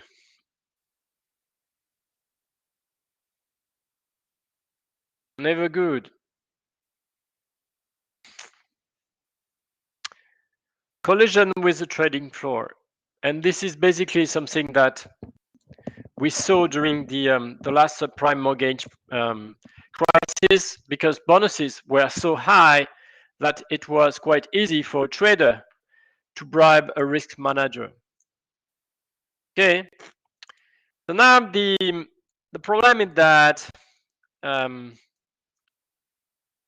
trader can collude with RM in the sense that the trader can bribe RM such that RM always confirm the selection of a set 1.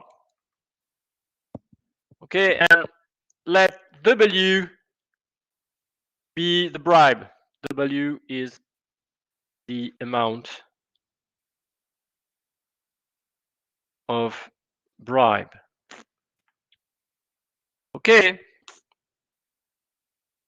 So of course the result is easy to understand. The result is that in a case in which the reactive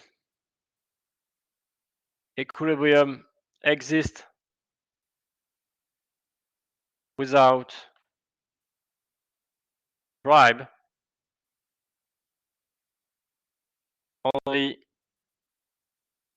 the non-reactive equilibrium can exist if there is a bribe.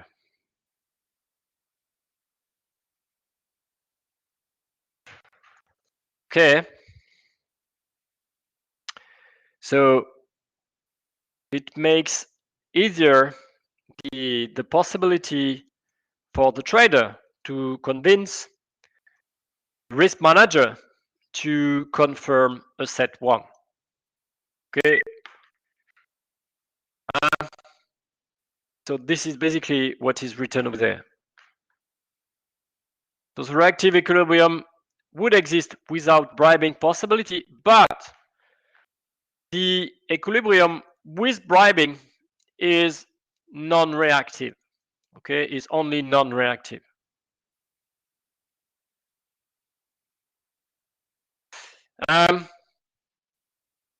Yes, let me convince you about that. And then I think, okay.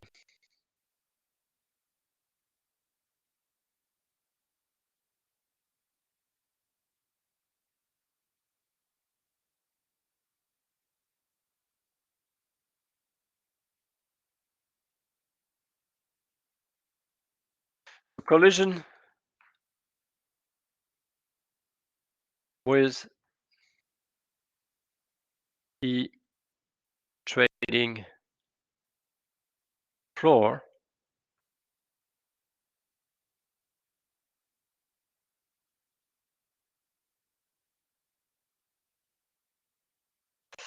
So in that case, we talk about a rogue trader. So W is the amount of bribe. So you see that following those public signal, consider that the public signal is 2. So the appropriate, once again, the appropriate investment is asset 2.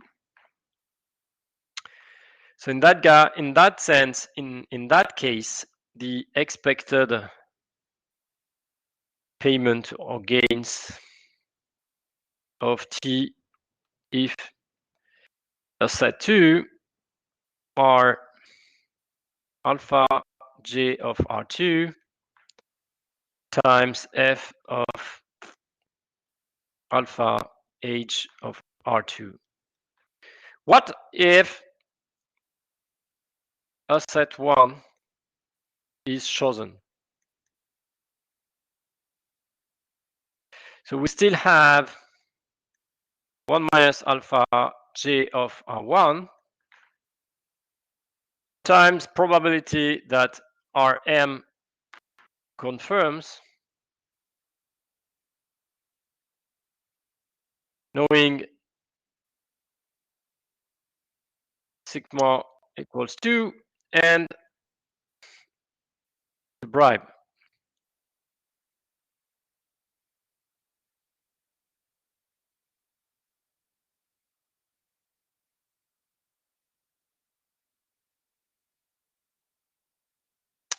Aha, I see.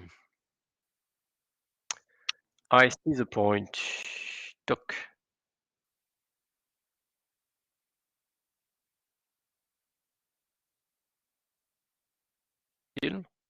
Ah, here we go.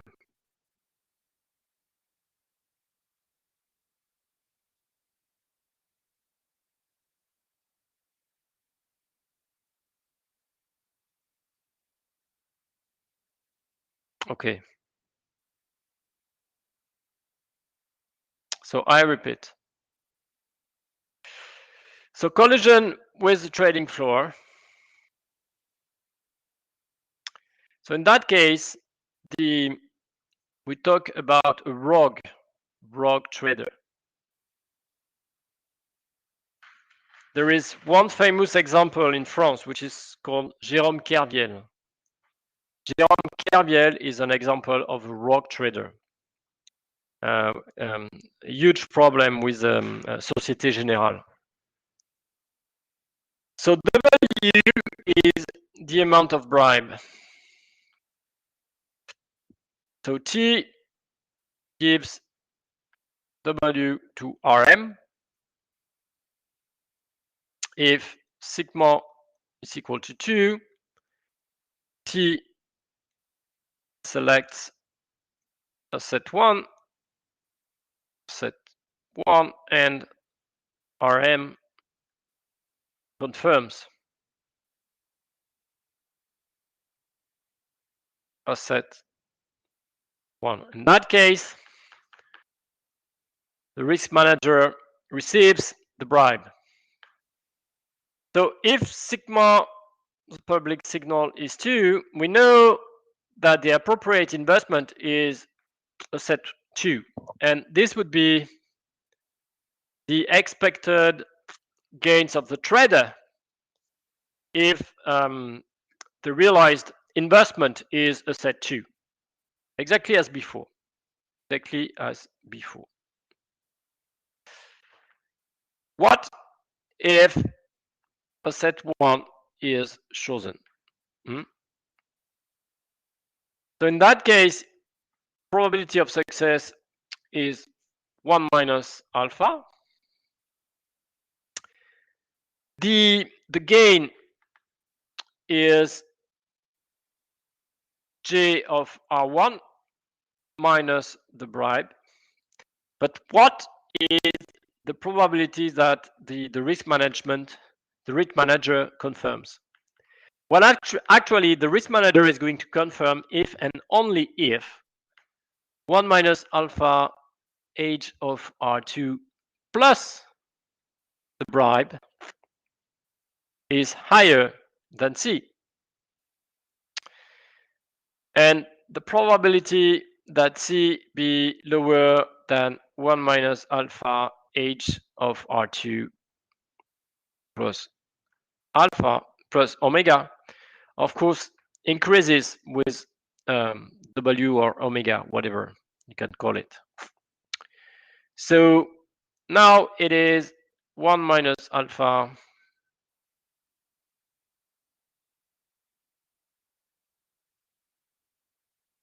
times F of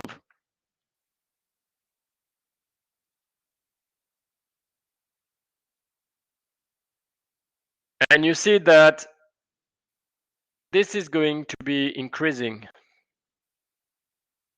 This is, of course, increasing with W.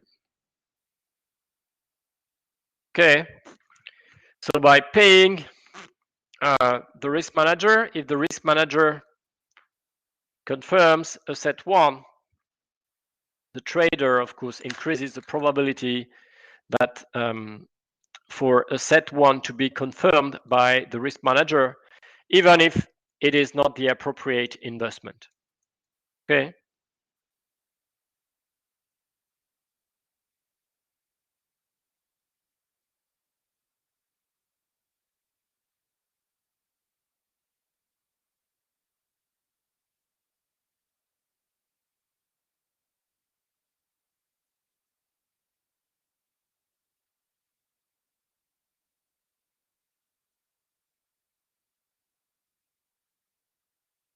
Okay.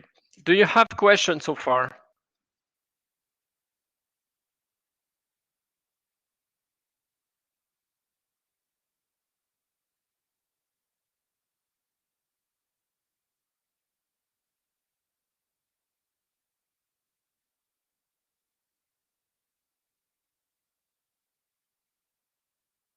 No, really.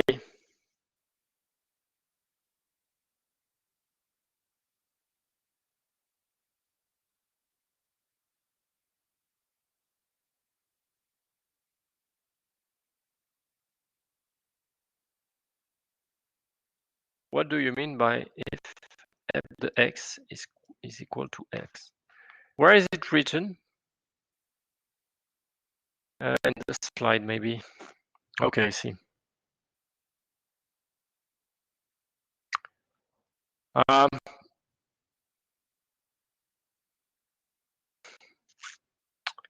Okay, good question. Yeah, I see. Well, this is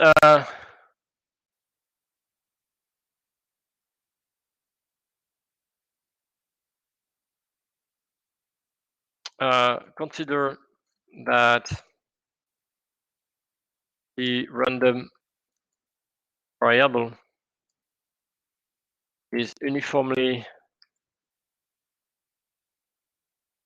distributed over 0, 1, then we would have distribution function f of c, which would be just equal to c.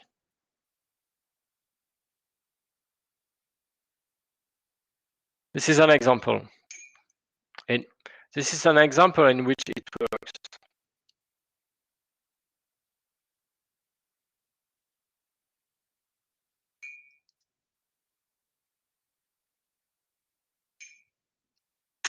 Okay.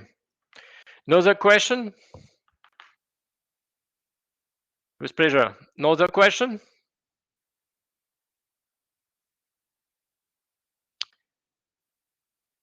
So if there is no other question, maybe we can look at the, there is one exercise which is missing. And we can try to go through the exercise. Okay? So let's do that.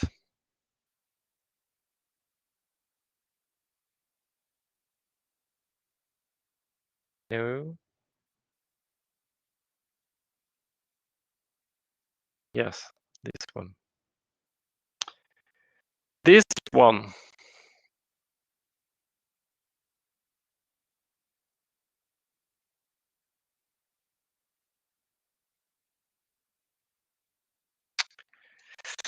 Okay, so now the question is not only to finance a single project, but to finance several projects. Okay, so this is basically still a problem of moral hazard, but not with a single project to be financed, but with several projects. So an entrepreneur wants to undertake, let's say, 2 projects. The 2 projects are identical, taken on a standalone basis. Each project involves a fixed investment cost, capital I, and yields profit R in case of success, and 0 in case of failure. The probability of success of each project depends on the behavior of the entrepreneur on each project. If he or she behaves well, the probability of success is equal to PH, while it is equal to PL if he or she shirks, with PH greater than PL, exactly as usual. Moreover, if the entrepreneur prefers to shirk, he or she obtains a non-transferable private benefit, capital B.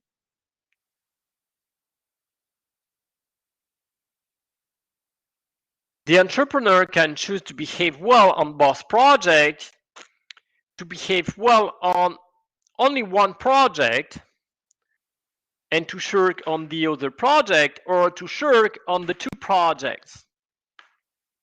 If the entrepreneur shirks on one project but behaves well on the other project, his private benefit is equal to capital B. However, if he shirks on both projects, his private benefit is equal to 2B, B for each project.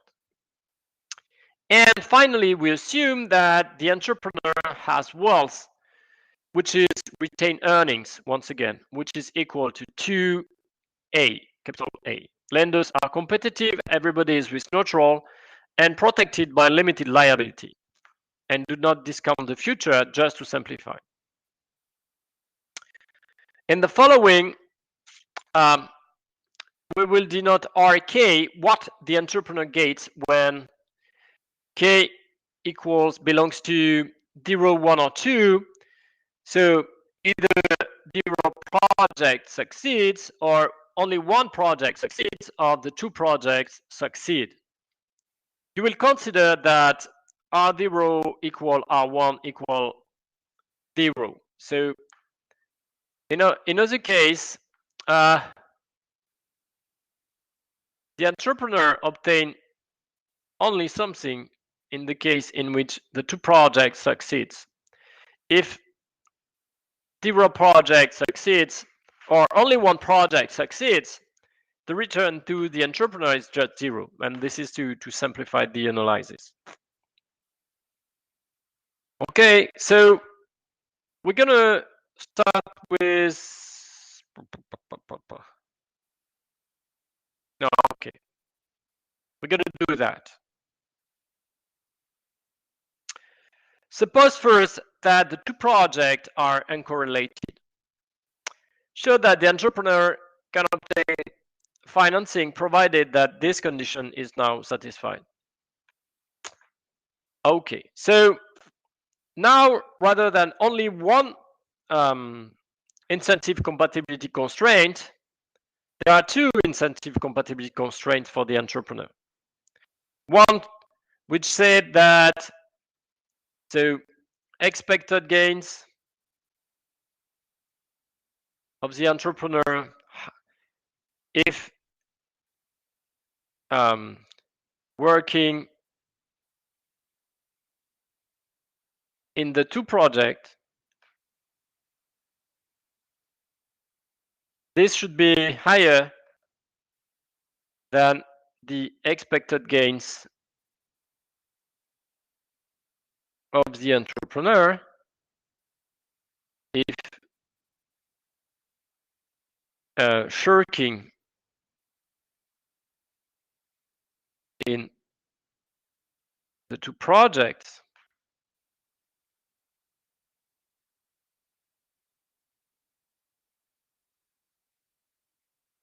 okay. So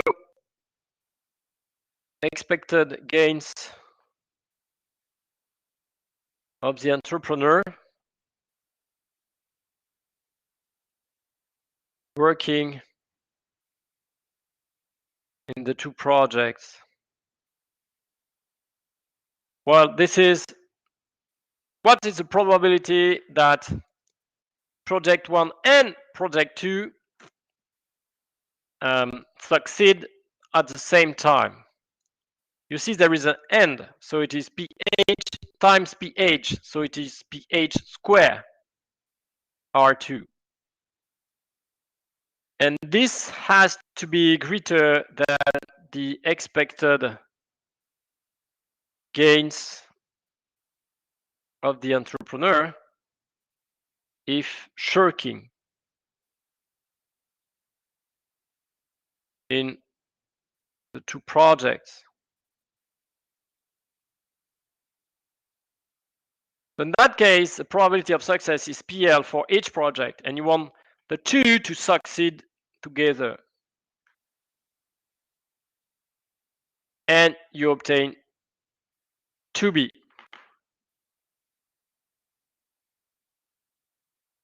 So this gives you that R2 must be greater than 2B over what?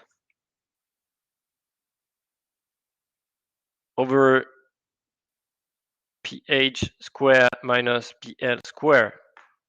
And this is 2B over pH plus PL times pH minus PL. And this is basically condition 1. The other condition is that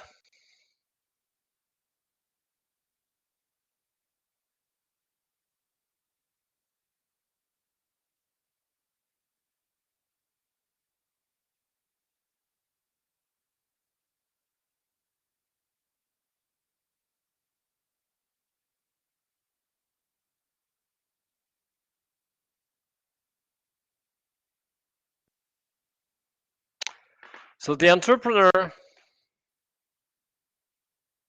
must prefer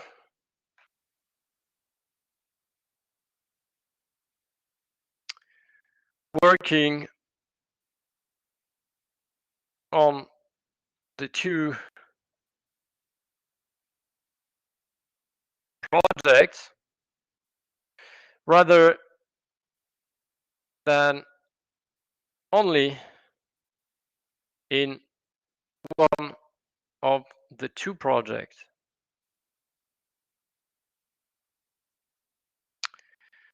So in that case, if working on the two projects, well, expected gains are the same.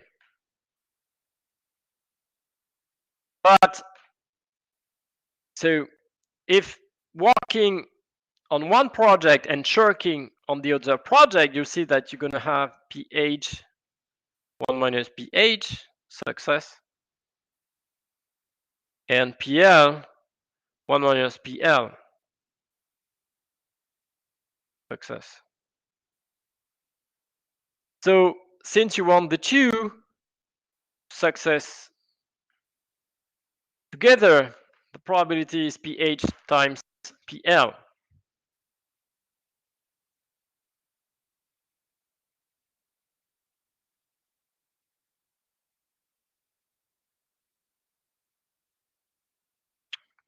And you obtain only one private benefit, not two private benefits, because the entrepreneur is just working on one project, but shirking on the other one. Okay, so actually you obtain two conditions.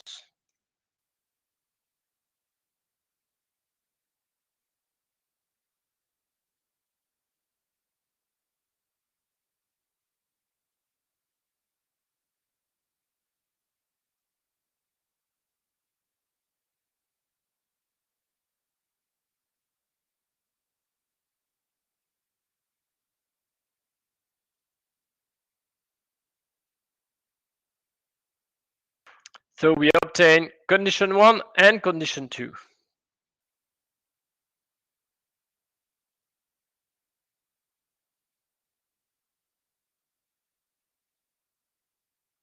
But actually, it is quite easy to see that. Okay, so if I take this one, I've got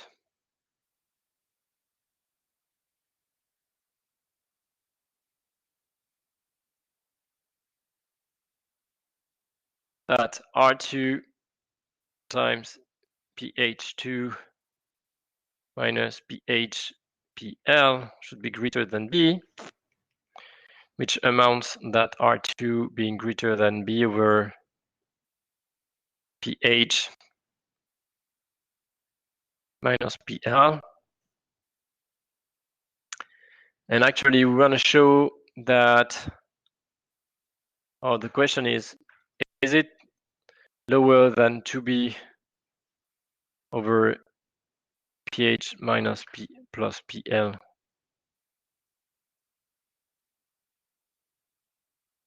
And this is the case. So we've got this.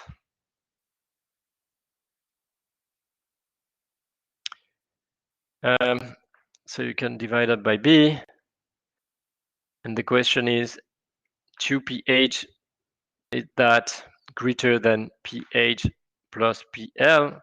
The answer is yes, because pH is greater than PL.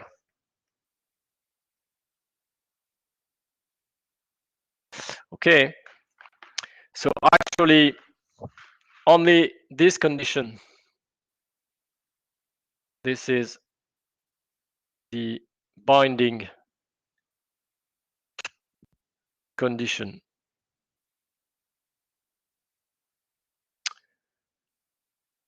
And finally, what you have to find is that is to write down now the participation constraint of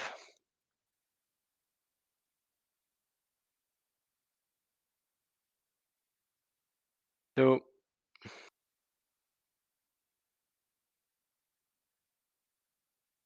participation constraint of the lenders. And so you see that for the lenders, they're going to obtain 0 due to limited liability.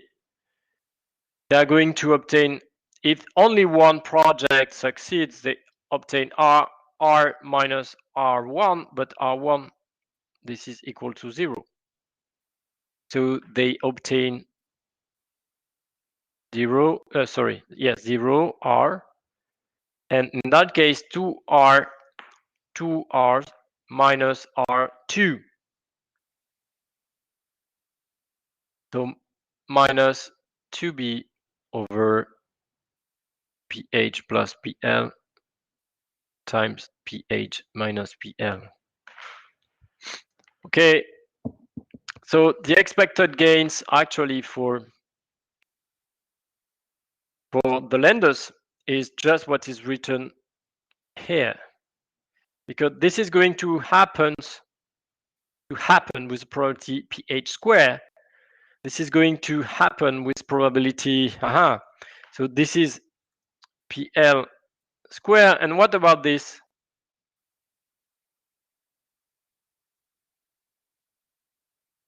Well, it is pH minus 1 minus pH times 1 minus pH plus 1 minus pH times pH. So it is 2 pH 1 minus pH. So this is why over there you find 2, because there are two ways,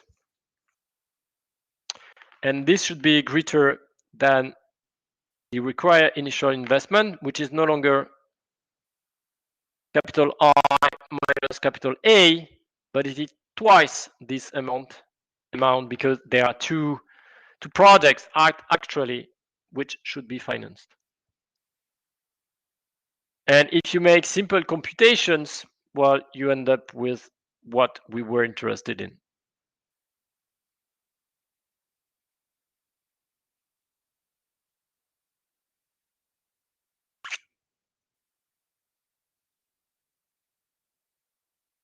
Questions? It's time.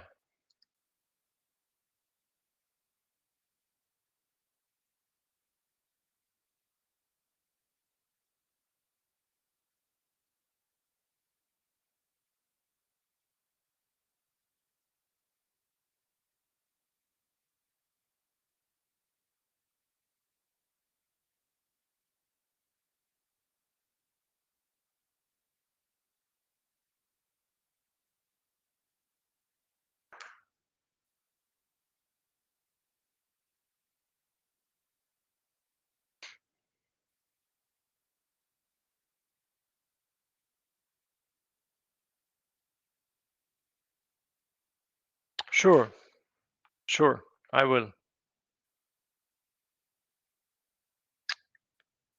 Okay.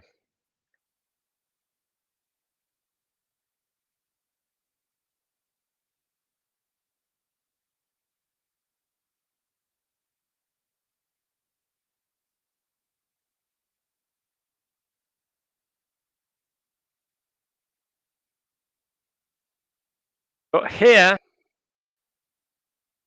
so in this question, projects are uncorrelated.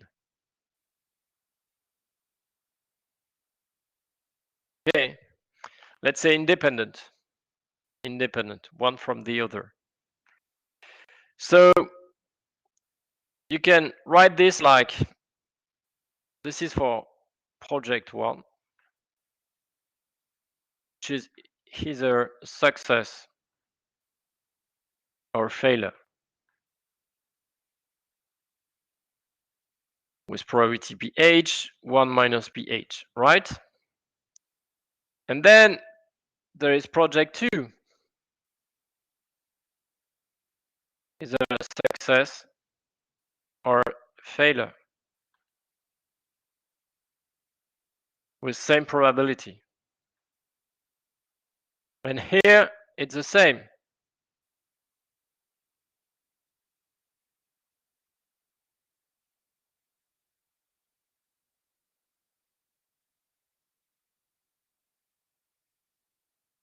So if you want success, well, there is only one way. Success.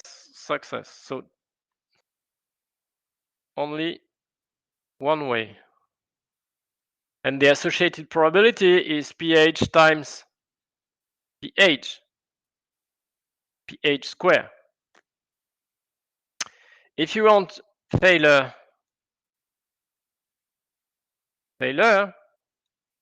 same. Only one way. And the probability is PL square. But if you want one success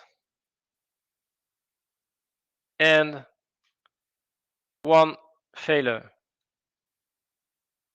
well, there are two ways now. Two ways. Either success and failure, or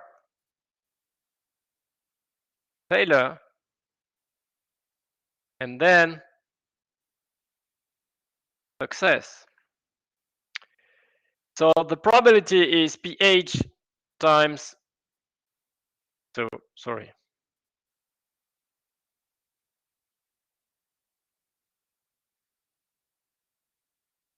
pH times 1 minus pH plus 1 minus pH times pH. And this is 2 pH 1 minus pH. And about the returns, well, there is 0 because failure.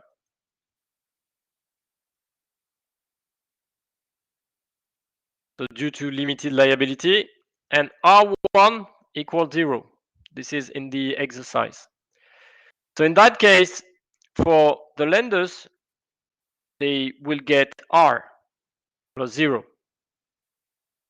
Success of one project, failure of the other project.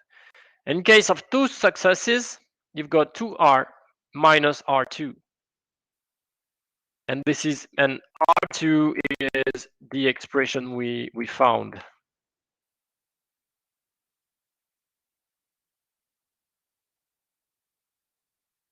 R2 is 2. Yeah. So it is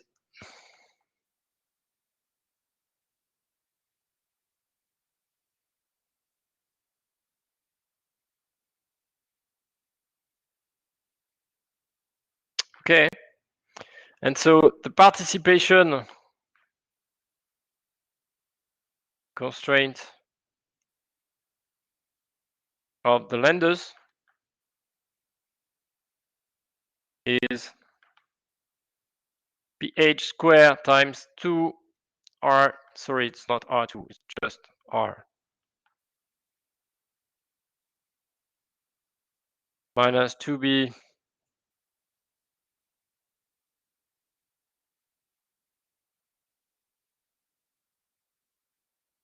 plus 2pH 1 minus PL should be greater R.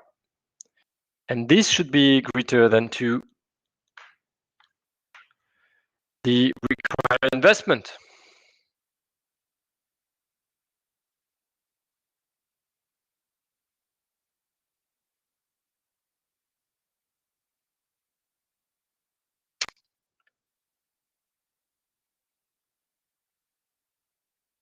Is that clear?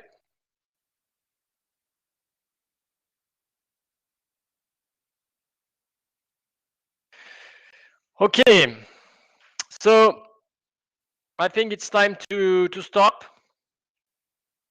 So it was a pleasure for me to teach this all of these lectures. And do not forget that there is a last Q&A session. So a Q&A session on the 26th of May. We'll see you then. Take care of you, work well, and see you on the 26th of May, right? Goodbye, au revoir, see you later. Thank you all.